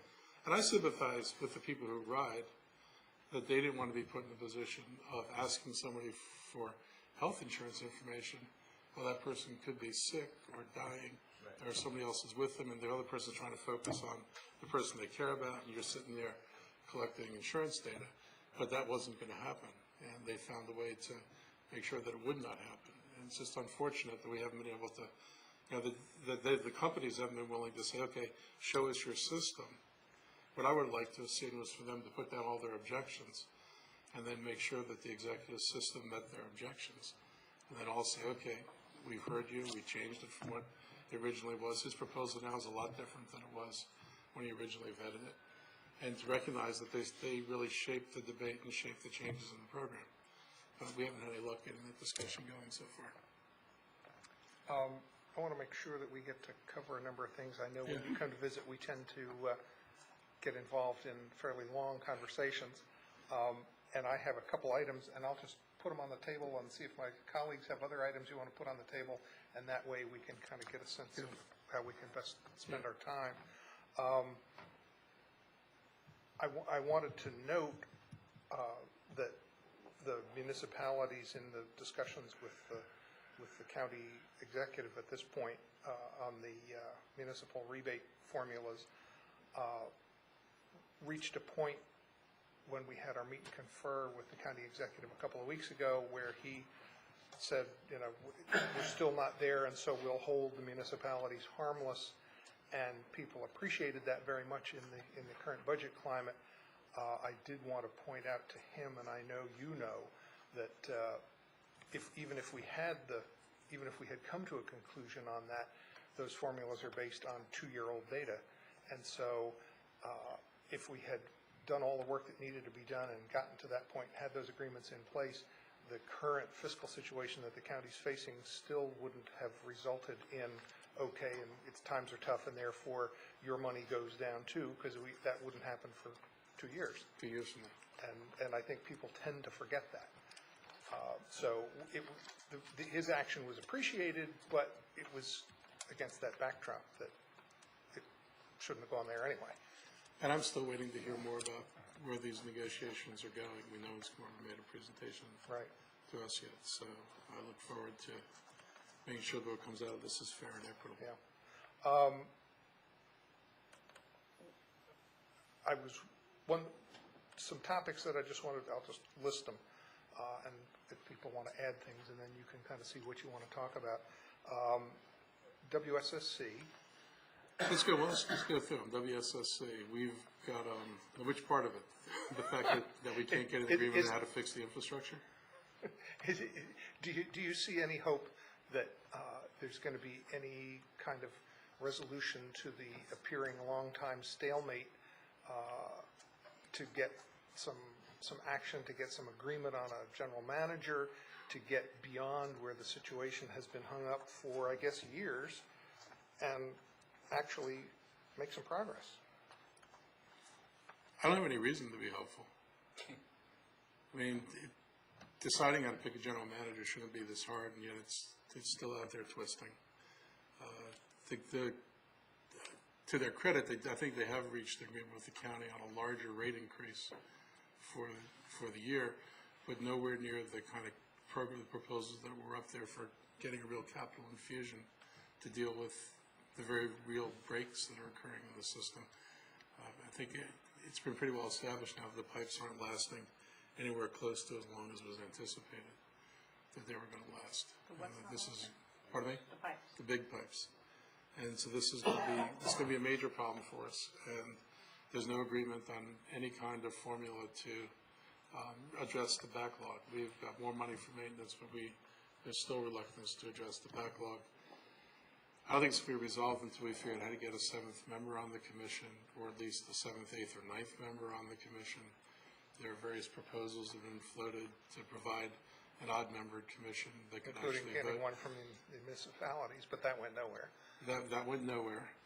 And nobody feels, well, I don't think that was really practical. So you flip back and forth between counties, then you'll do something one year and flip it the next year. And what you really need is... Kind of like the White House. Well, you got a longer period of time. You know, there have been some other ideas about having the governor appoint a seventh member, possibly bringing 3 people off of departments at the state level that would have some bearing on what we're doing down here, and put them on there so that you get 3 independent people who aren't tied to either county. You would just look at this as an infrastructure issue. So far, nothing's taken, and there's no proposal that's alive right now in the legislature that will resolve it this year. So you can probably look forward to continuation of the site. More of the same.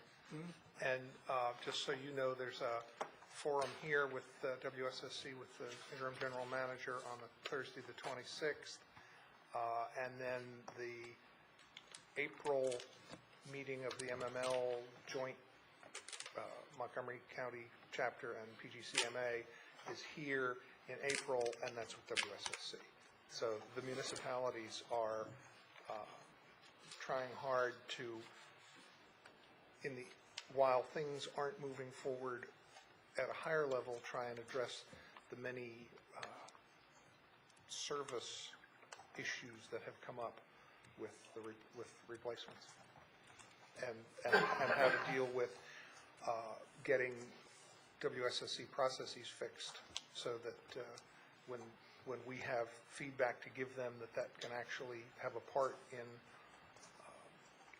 in their evaluation of potential contractors for additional work, which was not the case before. They had no way to factor past performance in to who they awarded contracts to. I encourage you to try to broker any kind of arrangement you can broker that moves this forward. I think it's not in anybody's interest for this to go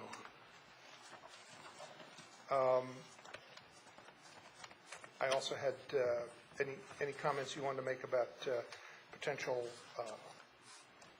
joining of park and planning, park employees, and recreation employees. Oh, boy. This is really a real lesson in abuse here.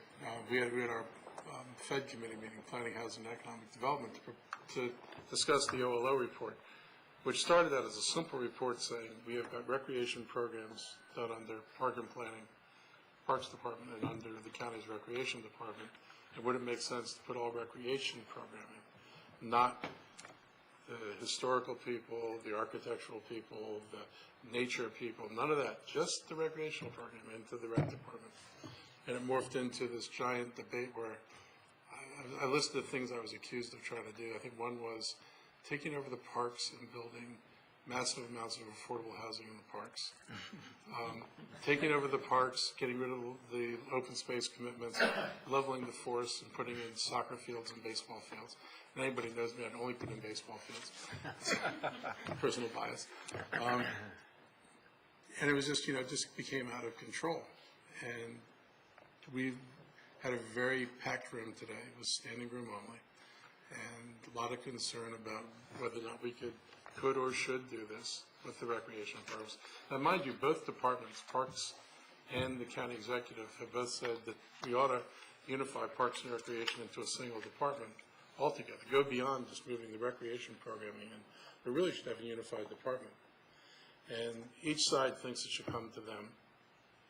And right now, those were the only two options on the table. But I asked today, because there's some other models of governance, whether we could look at some of the other models of governance that are used in the region and around the country to address this kind of thing. Everybody has their own set of fears. I think parks people are afraid that if you give this to the executive side, that we will rezone all the land for housing or do the kind of, taking over the parks for recreation purposes and not valuing them for what they are. And I think the issue from the other side is, unlike Prince George's County, where the planning board and the planning director are appointed by the executive and fall under the executive, they're appointed by us, the council, which has less authority than the executive. They don't report to him, and they view themselves as a state agency, not necessarily accountable to county government. So there's a reluctance to increase the Parks Department at the same time that they view themselves as not accountable to us. Are you talking about, you're not talking about MNC PPC, you're talking about county parks, am I right? Well, that is the same thing. Because there's a planning department in the county, and then there's planning within MNC PPC. Right, but the planning... You're talking about MNC PPC's parks, and then the Montgomery County Recreation Department, am I right? So it's two totally different... Two totally different things. So we've agreed today to keep looking at this and to see if we can actually figure out what recreation programs and activities would go over to the rec department. And then maybe have a discussion about the other stuff. And the Parks Department indicated a willingness to begin implementing the Memorandum of Understanding from 5 years ago about how we would work together better. And this is the fundamental problem to me, is that things work based on whether you have a Memorandum of Understanding, which depends on the goodwill of the administrators to decide that they understand what was written down. And I would much prefer to have things in place systematically so it's not subject to an understanding or who's sitting in the office, that whatever the relationships are, whatever the responsibilities are, that we do these in a coordinated way. I didn't like the attitude that we should do, that park programming should be competitive. And I don't find the purpose of government programs competing with each other, particularly in this day and age of scarce resources, to be the direction I want to go in. Or the idea that that the park side could launch recreation initiatives independent of what we're trying to do in the county in terms of some of our youth programming. It would make more sense to try to coordinate these things together rather than have people working independent of each other. So we left the room with an agreement to continue to talk and try to narrow the differences. I'll give you my last question, and you don't have to provide an answer. But I was wondering whether the accounts in today's Washington Post are correct, that on January 20th, 1969, you were at the Wheaton Community Center at a Led Zeppelin concert instead of protesting the inauguration of Richard Nixon. A number of things went on that night. What I remember was going up to the Wheaton Youth Center thinking that people were going to see Led Zeppelin, that it was very disorganized.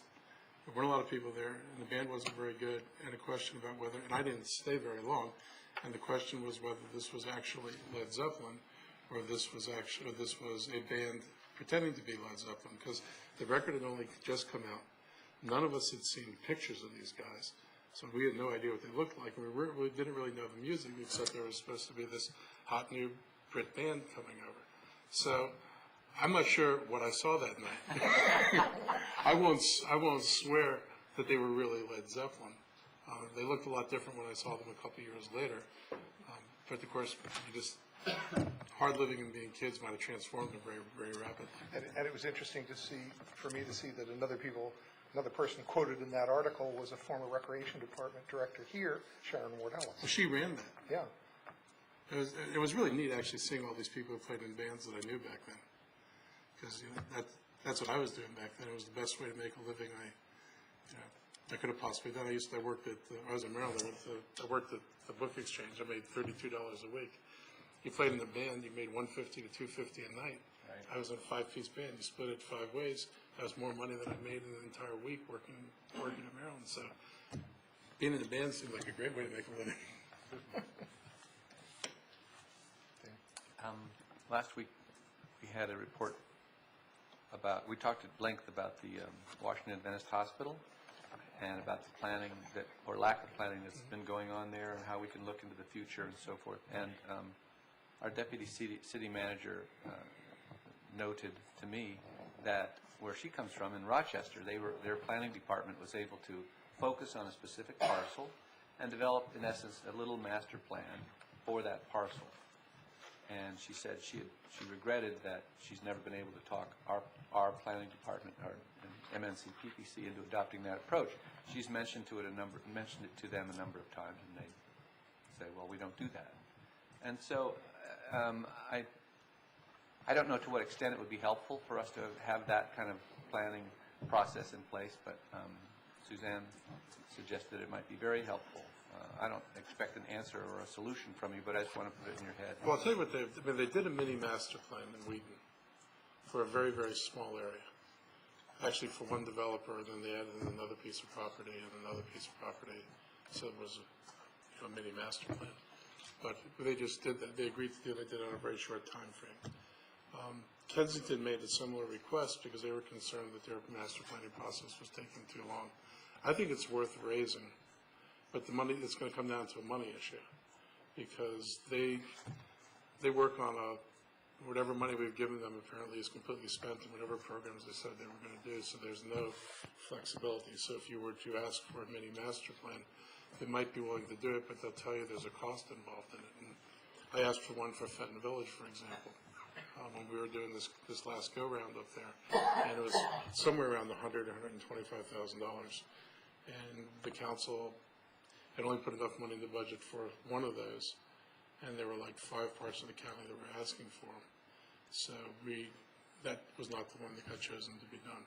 I don't know about the funding or where the programmatic support comes from, but I did see this past week an email from Park and Planning about a very high-tech Zoom and you're there on a couple of projects that sort of seemed like what I'm talking about, except they were far more technically oriented and seemed to be far less kind of on-the-ground efforts. I don't know how they expend their monies when they decide on doing some high-tech solution like that, but it kind of put my teeth on edge thinking, wondering how much those kind of super fancy things cost, and thinking about the Adventist Hospital and wondering if their money might not be expended in a better way. It depends what you ask for, and I would encourage you to have the conversation. The super fancy stuff, though, it's really useful in letting people see for the first time what a plan is going to look like without requiring someone to go back and redraw it literally with an artist or architect's pen and then come back with another iteration. They can actually sculpt the block and give them building heights and certain design features, give you a good idea of what it's going to look like. And I think it gives them flexibility. The trick is now translating that into this is what you showed people, this is what you told people, this is what is actually going to have to be built there. And there's still a disconnect in our process. We can show people lots of pictures. We don't have the connection to say that what happens is what's in the picture. That's a discussion we're actually having. And you may know that we're talking with WA about what could go on there in the future and what kind of memorandum we might be able to craft with them and what kind of enforceability that might have in the future from the hospital commission at the state level, so it's complicated in our case. But it'd be nice to have I guess to me it seems like it'd be nice to have the county support in some way or another. We've struggled to come up with a plan for how we're going to weigh in on this, and so far there is no plan for how the county can weigh in. I can tell you from my perspective, we just saw the code red and code yellow for when hospitals are closed for certain hours, number of hours a day. And it was just shocking how many hours a month or year the Holy Cross is closed. How many, actually it comes out to hours a day that Holy Cross is closed. And the question I asked is how many of the hours where they're in yellow are they on the tipping point that you would anticipate that enough calls that are now taken by Adventists, if they flow to Holy Cross, would tip Holy Cross into the red on even more days. So that's really bad, because if Holy Cross goes down as not being a receiving hospital and Adventist is gone, then your choices will be negotiating up New Hampshire Avenue to 29 to Cherry Hill to the new WA, or driving across on East-West Highway, God forbid it should be during rush hour, and trying to get the Suburban. So there are some real issues, and I think that they've talked about leaving something behind that approximates an emergency room. I think it's absolutely critical that they leave something behind that is as close to an emergency room as you can get, along with what they're doing in other parts of the county, looking at creating these clinics where they can try to move more and more people into non-emergency care.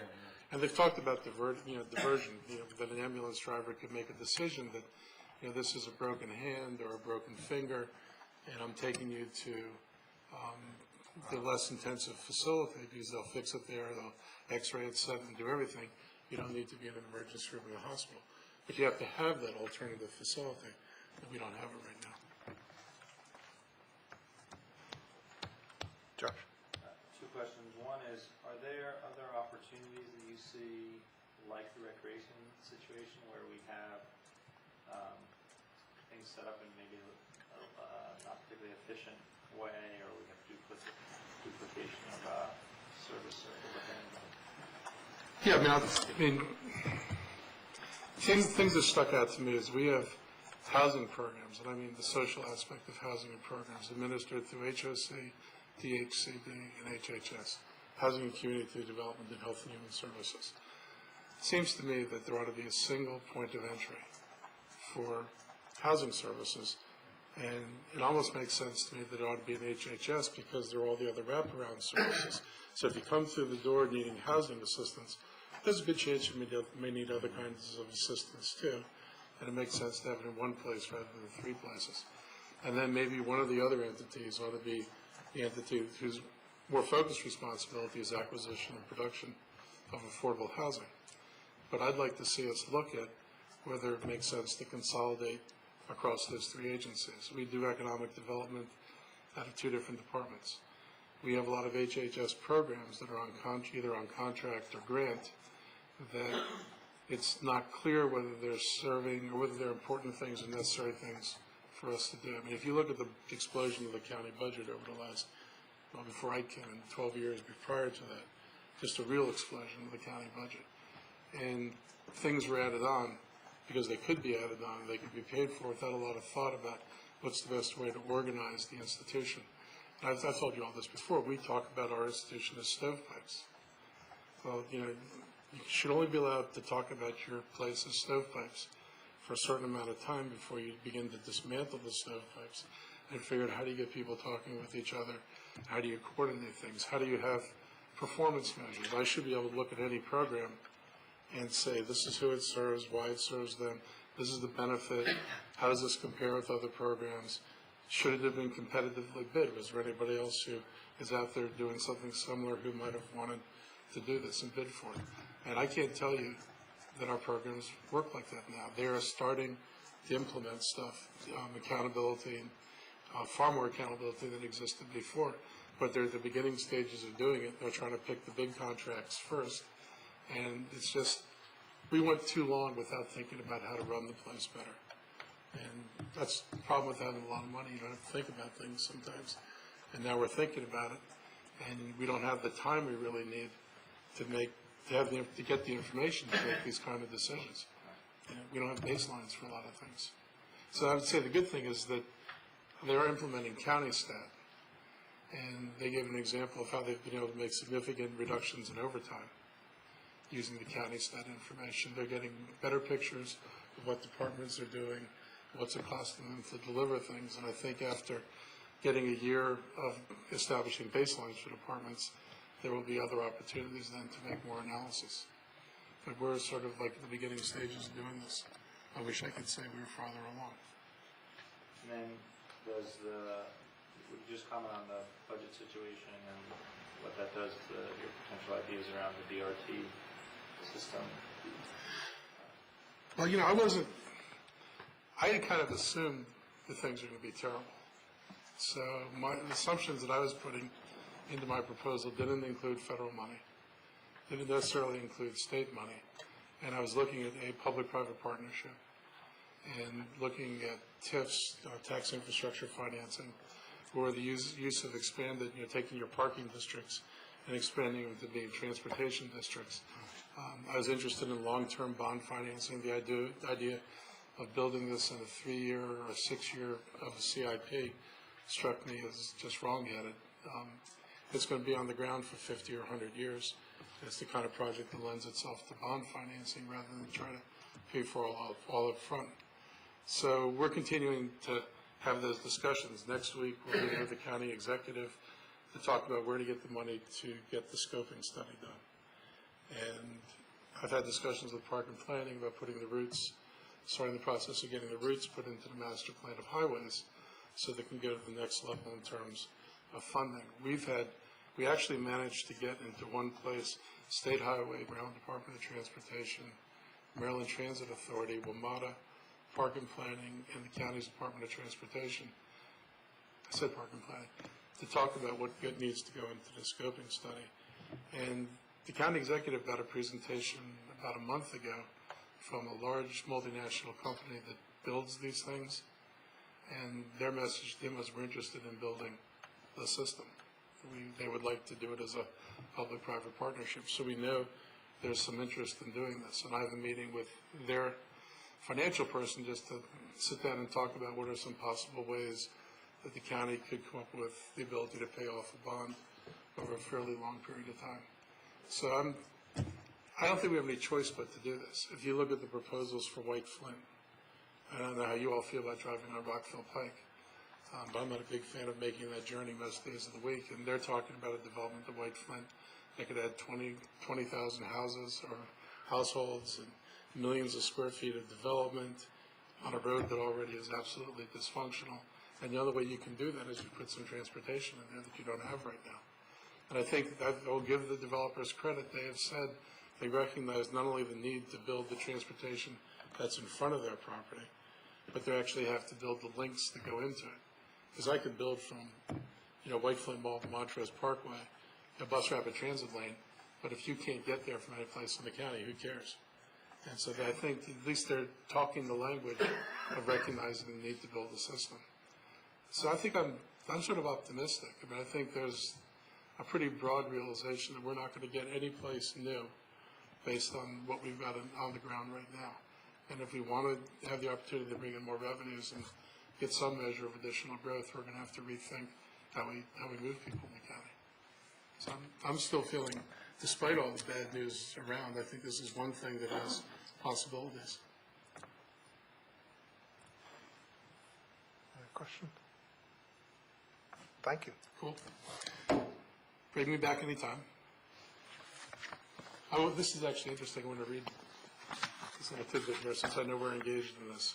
This is the pilot on Oh, The 7610 Maple. yeah. So it's interesting. And anything else? We talked about the bridges.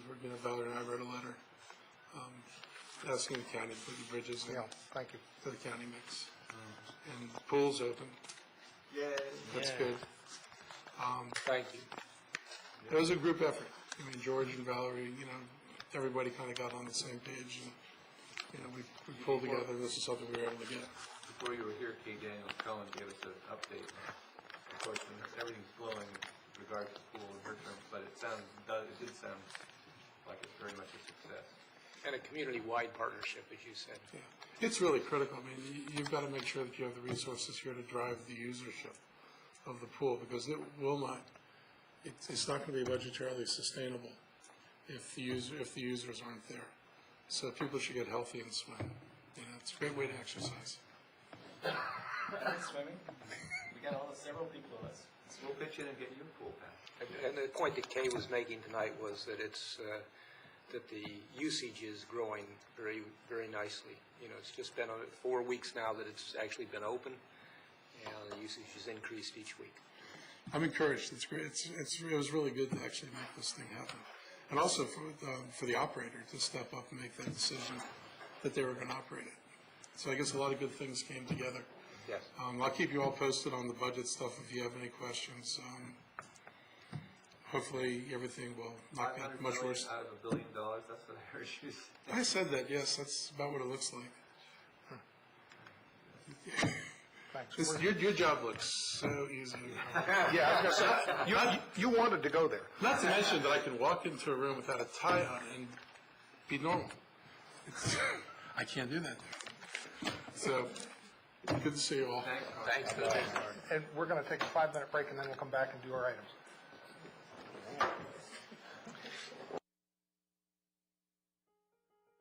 The clerk is looking, going, what?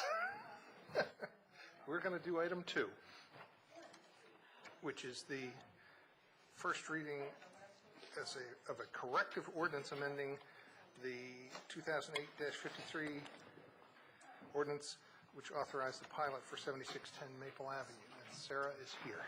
Yeah, basically, as noted in the memorandum, when we went through after the original ordinance was adopted by the council, and we were preparing the agreement, it became clear that the revisions that we had made between the first and the second reading didn't clearly state the council's intent regarding its interest in having the pilot go into effect on January 1st. So what we're doing is asking you to clarify your intent, which involves basically removing the phrase the later of or the latter of. The way it's currently written, it says the latter of January 1st or the date of closing. No, excuse me, January 1st or the first levy year following that. And basically you wanted it January 1st, 2009, not July 1st, 2009, which is how it's written. Okay. Councilmember Clay, would you like to move this one, since you moved the original? Absolutely. So move the ordinance. Second.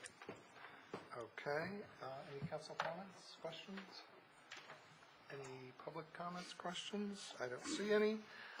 It's a single reading ordinance, so we'll need to call roll. This was a first reading. Oh, sorry, I went down one. It's a first reading. All those in favor, please say aye. Aye. Any opposed? Ayes have it. Okay, we'll now move to agenda item number 4. Second reading ordinance amending the Code, Chapter 3, Ethics. Like to move it? Second. Moved by Councilmember Siemens, seconded by Councilmember Wright, I believe. And question, yeah? I would just like it to be noted that I think we should, I'm in agreement with this, but I have some concerns about some of the conflicts, and so I think it would be useful for at some point, the city manager or the ethics committee to let us know how it's working.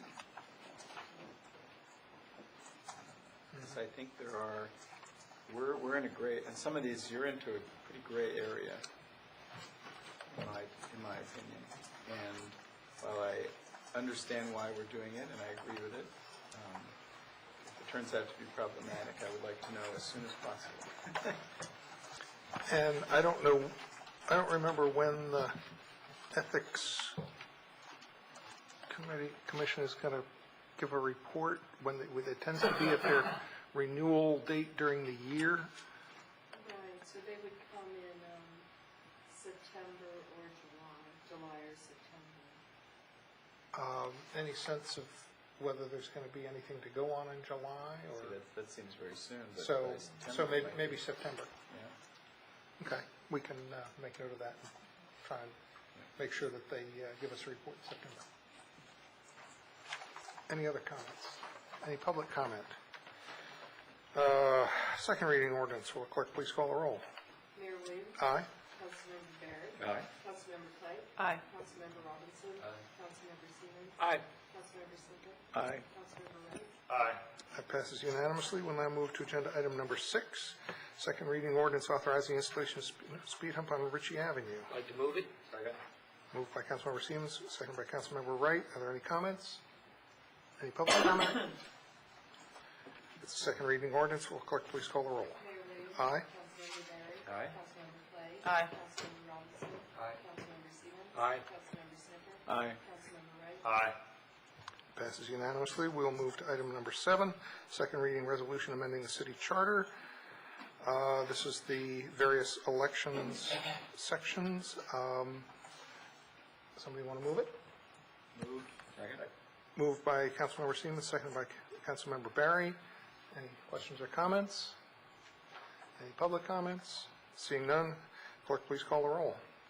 Mayor Williams? Aye. Councilmember Barry? Aye. Councilmember Clay? Aye. Councilmember Robinson? Aye. Councilmember Siemens? Aye. Councilmember Snicker? Aye. Councilmember Wright? Aye. Passes unanimously. Agenda item number 8, resolution designated Deputy City Manager Suzanne Lidlow as the city's resident agent for service of process. Somebody want to move that one? Moved. Second. Moved by Councilmember Barry, seconded by Councilmember Snipper. Any questions on that one? Any public comments? Seeing none, all those in favor, please say aye. Aye. Any opposed? The ayes have it.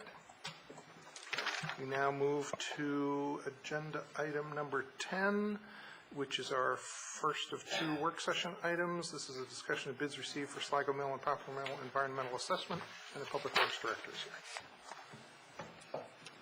Good evening. To be brief, this had been an item in the stormwater budget proposed for this year. I'd encourage you at your leisure to read both the MOU with Park and Planning and the city that was first signed in 2002, and the draft management plan that was developed several years ago, 2003. That management plan is still in a draft form and needs to be finalized with Park and Planning and approved by the Planning Commission. We intend to take steps to get that finalized over the next several weeks, and need to hear from Park and Planning about what their process is in terms of formalizing that. We're currently just talking on the staff level. The purpose of the environmental site assessment is multifold. That is a piece of property that was purchased by Park and Planning, and the city contributed a share of its program open space funds for that purchase for 3 years. Park and Planning owns the property. The agreement with Park and Planning was that the city would maintain the property and develop a management plan in concert with the goals of maintaining the open space. One of the things that needs to be done is to get a better sense of potential hazards on the site, identify what's there in terms of plant life, invasives, tree cover, as well as better identifying maybe past dumping. I mean, it's obvious if you walk in the site there that there has been a great deal of construction rubble that was dumped there. Most of it looks like potentially 50-year-old pieces of New Hampshire Avenue. That at some point someone thought it was a good idea to, when they redid the road, to put it in the ravine. So there'll be a number of things that we're doing.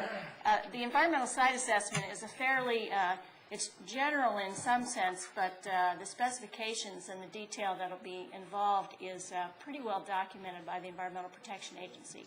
So we're using existing standards developed by EPA for these site assessments. One of the positive things of the economy is we got fabulous responses from very well-known firms in the business that normally would not be interested at all in doing this type of job, but clearly there's a lot of need for staying active. So we were able to look through some really well-qualified, very knowledgeable firms that bid. We followed up with phone interviews with 3 of them, and then proceeded to recommend that of the 3, the low bidder had a very complete, detailed response and would provide the service that the city needs. What we're looking at is a two-phase approach. The first phase is really best described as kind of a title search. It's a paperwork survey. You're trying to identify any past landowners, what's in the title records, what's basically in the annals of plat maps and whatnot in terms of the history of that site. And the city will provide whatever background it has. They'll be doing some legal records searches and those types of things.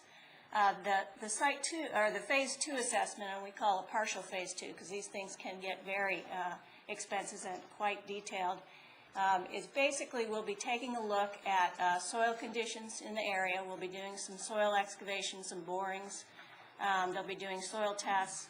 We'll also be trying to identify original grade in some of those areas where we know there's fill. Basically, they'll be doing some excavation to see how far down the concrete goes, where the original grade lies, and also in those areas when there's been dumping. There'll be some testing done of the dump field just to get a sense of what's there. But mostly what you want to do is get to the original grade, the soils below, so you can identify if there's any contamination in the soils as a result of any activity that's taken place over that site.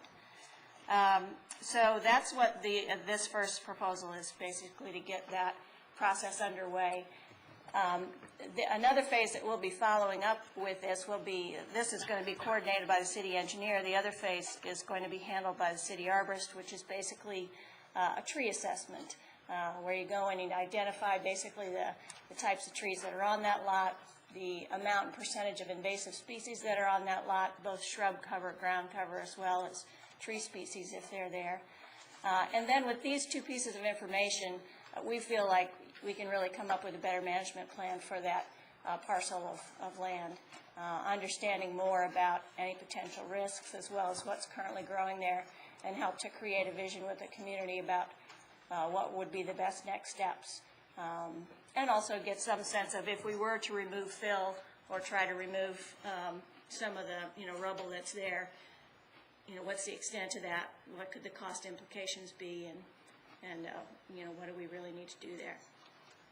And ultimately the goal is to provide an enhanced environmental resource for the residents, basically provide access to some degree, and make sure that what we're helping to establish there as green space is green space that's a healthy forested canopy that can continue in perpetuity as green space.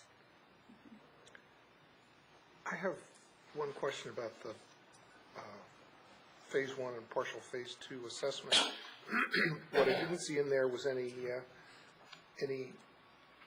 place where there might be a need to talk to any of the people who any local neighbors or anybody who might know any of the local history. And I remember at the time of acquisition, there were a number of people who said they knew certain things. I don't know whether those people are still around. I remember that there was some, I want to say the arborist at the time went out and did some assessments, and I remember talk of like purple ooze, and didn't know whether any effort should be a part of that to kind of at least go back and see whether there's anybody who should be contacted who might be able to point somebody toward a particular area as being one that needs to be assessed. Sounds like a rock group from the 1980s. It does. We'll ask Councilmember Elrich to go play it. One of the things that we will be doing before we get started is to notify the local residents about the activity that's going to be taking place, and we can add in that notice some information about if you have any knowledge or awareness of past history there, potential dumping, or, property plans, ownership, paper trail that we'd I have like this to have recollection that former arborist Boscano had done some assessments, and maybe you've got those in your files, I don't know, and I'm sure you probably know where he is at this point. Oh, yeah. And maybe even just a phone call to him might recall a few things that might be helpful. And the other question I had was at the very end, it talked about potential future acquisitions, and it mentioned two properties in particular, and the one that wasn't mentioned that I wondered about was over on the other side from those, that that single house at the end of Sligo Mill Road, and I believe Councilmember Robinson said that that property is available at this point. And I wondered if there was a particular reason why that one wasn't included. And you're referring to the MOU with the county, or with Park and Planning, or the?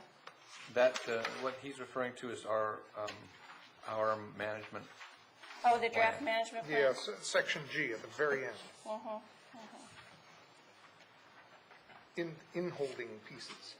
And that one on Sligo Mill is, cuts way into the, it cuts all the way to the bottom of the park. And it may be that, for whatever reason, those other ones were included at the time that this was drafted for particular reasons, and it was avoiding this other one, I don't know, but I know that circumstances have changed on that one, and it maybe ought to be included in that list. Well, the draft management plan is one that I would imagine will have some significant revisions in order to get finalized, and we can certainly bring that up with Park and Planning to see if they are aware of a reason why that property wasn't included. We did note that there seems to be some more dumping in the back of that property off Sligo Mill than we've seen in the past, back behind the building and down the hill. And I remember talk at the time, and I don't know whether it was accurate or not, but the talk was that that property was like the last one in Tacoma Park that wasn't hooked up to WSSC. Yeah. So if it was a question of removing that, there might be a whole lot less to remove. Questions, comments?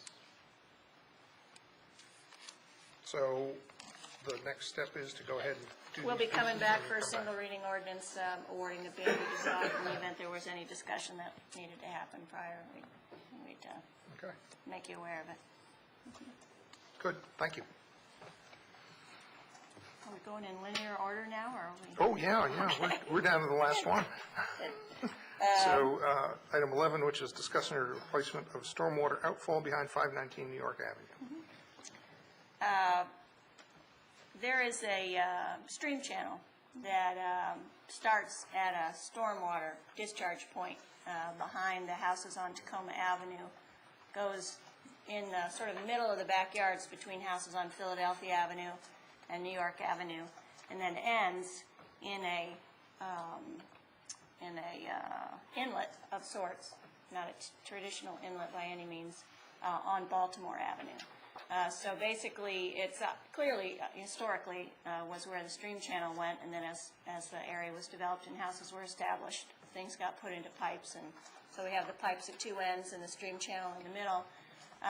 The city engineer's been assessing that area for some time and has had it on the list of things to be addressed, and this is the year that we are starting work on that project. There's several things that the city's been doing related to that. One is on the Baltimore side of the stream channel where the inlet is of that stream channel. We have a lot of maintenance issues related to debris, leaves. There's been flooding in that area as a result of the inlet being clogged because of the debris.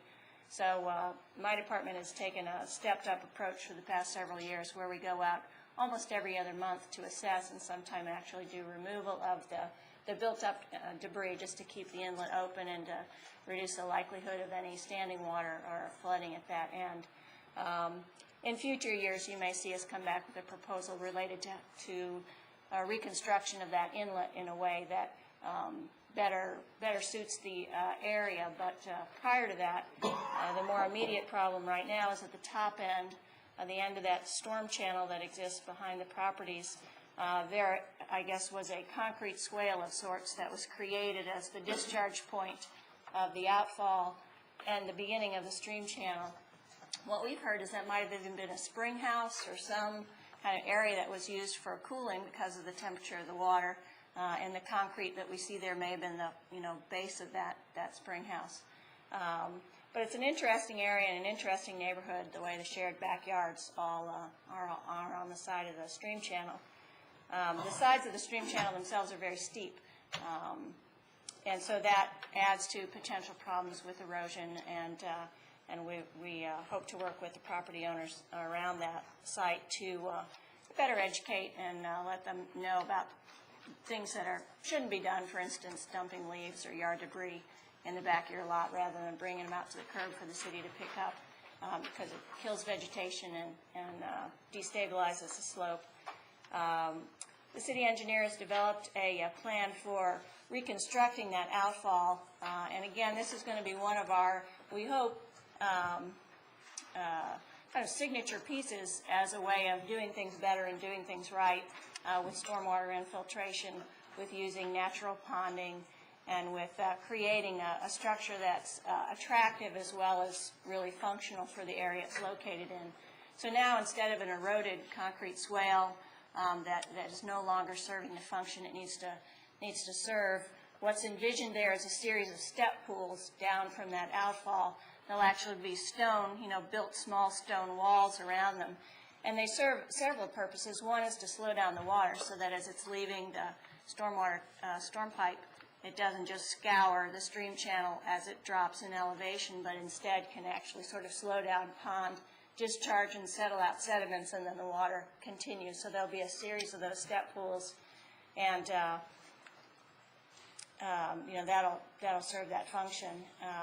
In order to access that area, we need to go through the property at 519 New York Avenue. We have had one conversation and meeting at the site with the property owner, and we'll, I'm sure, be meeting with her again just to give her more detail about the scope of the work. The city arborist has been involved in creating the tree protection plan for that construction project.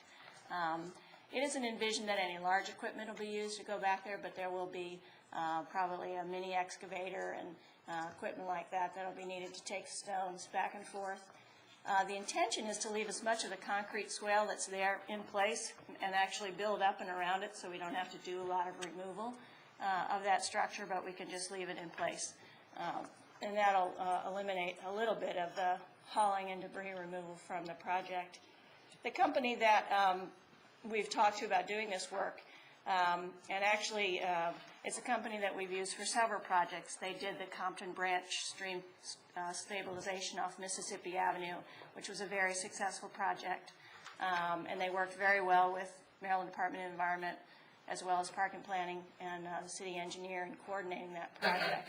They also did the bridge on the Maple Avenue pedestrian side of the bridge. They have a contract awarded through the Montgomery County Department of Transportation that they've given us their rates for, and we're allowed to ride on. So this is a competitive bid approach, or not a competitive bid approach, but a cooperative bid approach. One of the reasons that we recommend going in that direction is because we have a lot of faith in the firm.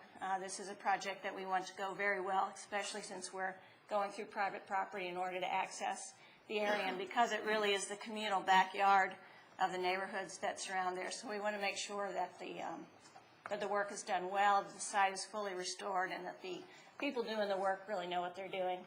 Some of the level of detail of this project is because it's constantly flowing with stormwater, we have to set up a pump around where you actually create a dam, pump the water up and around the construction site itself. And those are things that you want people doing that have done it before and know what it entails. We do have a permit from Department of Environment from Maryland for this project. They have allowed us to work in usually the time frame between March and July. You're not allowed to work in a waterway because of spawning, but because this area is not seen as a spawning ground, they've allowed us to extend the work calendar into March. The contractor would like to get going as soon as possible. So again, this project will have a component of public notice and education, so we'll be, I think, if it hasn't already been sent out, I believe it was prepared on Friday, notice to the residents, basically letting them know about the construction project and about the city's plans. And then, as I mentioned before, we'll be meeting again with the property owner at 519. So I think those are all the details of that particular project. And again, this was just a discussion point. This evening we'll be coming back for a single reading ordinance next Monday. Just two quick questions. Even though the access is through private property, the work is going to be taking place on public property? Well, or is it a common backyard? Yeah, I don't believe there's any city property back there. I think the yards extend into the stream channel, but it's maintenance of our outfall, our stormwater system. And would it be possible when you come back for the ordinance to provide some kind of map or satellite photo or something that shows us a little bit about where it is. Sure. Because I know from the streets kind of where it is, but I don't have a sense of it. Councilmember Wright? I had that same map question, so thanks for that, Mayor. I just wanted to make sure, it sounds like there's going to be pools of water, and although it also sounds like it's frequently has water running through it, not necessarily all the time, right, because it is connected to the stormwater. From my understanding in the discussions with folks, that there is constant flow in that channel. There's constant flow in the stormwater channel. Okay. There isn't a point that it's ever dry. So maybe there actually is a stream running through there somehow. Well, no doubt further upstream, there's either spring source or other source of the water in conjunction with the stormwater itself. Because my concern is just that we might create a situation where there could be occasionally standing water. Sure. Or more than occasionally standing water, and then our Tacoma Park mosquitoes would take root there, so. Well, it is a kind of a interesting area in that because it's a stream channel, you always do have standing water in the channel itself, though the elevation and the steepness probably keeps a little bit of the insect cover down there instead of up at the property grade. But my understanding is that when water is moving, it tends to generate less of a problem with mosquitoes or those kinds of things that breed in standing. It won't ever be stagnant water. It'll never grow algae. It'll never. Councilmember Stevens. Thank you, Mayor. I just like clarification on what you told Mayor. Are you saying this work will be performed on private property, that there is no public property back there? There's no public property back there. It is our stormwater outfall. So we're doing construction on our stormwater system. Okay, and that falls within the guidelines of the use of public money? Thank you. Councilmember Robinson. This is off topic, but I just want to kind of report that, well, it's not completely off topic. At a WACO neighborhood association meeting a couple nights ago, Kit Gage from Friends of Sligo Creek presented their ideas on stormwater management in people's houses with retaining ponds, and it was very interesting. And I encourage all my colleagues to pay attention to her when she speaks again. Well, March 19th, I believe they're having a forum in the community center on that same topic. There you go. And March 19th, we have a meet and confer with the county council. Right. What, is So it if there's March any- 19th evening? Yeah, Yes. that's right, it is. Yeah, so if any city council members show up, I want names. Any other questions? Yeah, I have one, Yeah. and I'm just puzzled, this idea that it's our stormwater outfall. What makes it ours any more than those people who complain about water drainage on their property, such as we have on people on Philadelphia Avenue? Because there's a structure that channels the stormwater from the street into the stream. There's a concrete culvert that intentionally collects and directs stormwater into that stream channel. And it's part of it's an identified part of our stormwater system. All right, thank you, that clarifies. Different than, say, a downspout from a house into another. It's actually been constructed for that purpose. Okay, thank you. Any other questions? So we'll come back with an ordinance. Thank you, and we're adjourned. Thank you very much.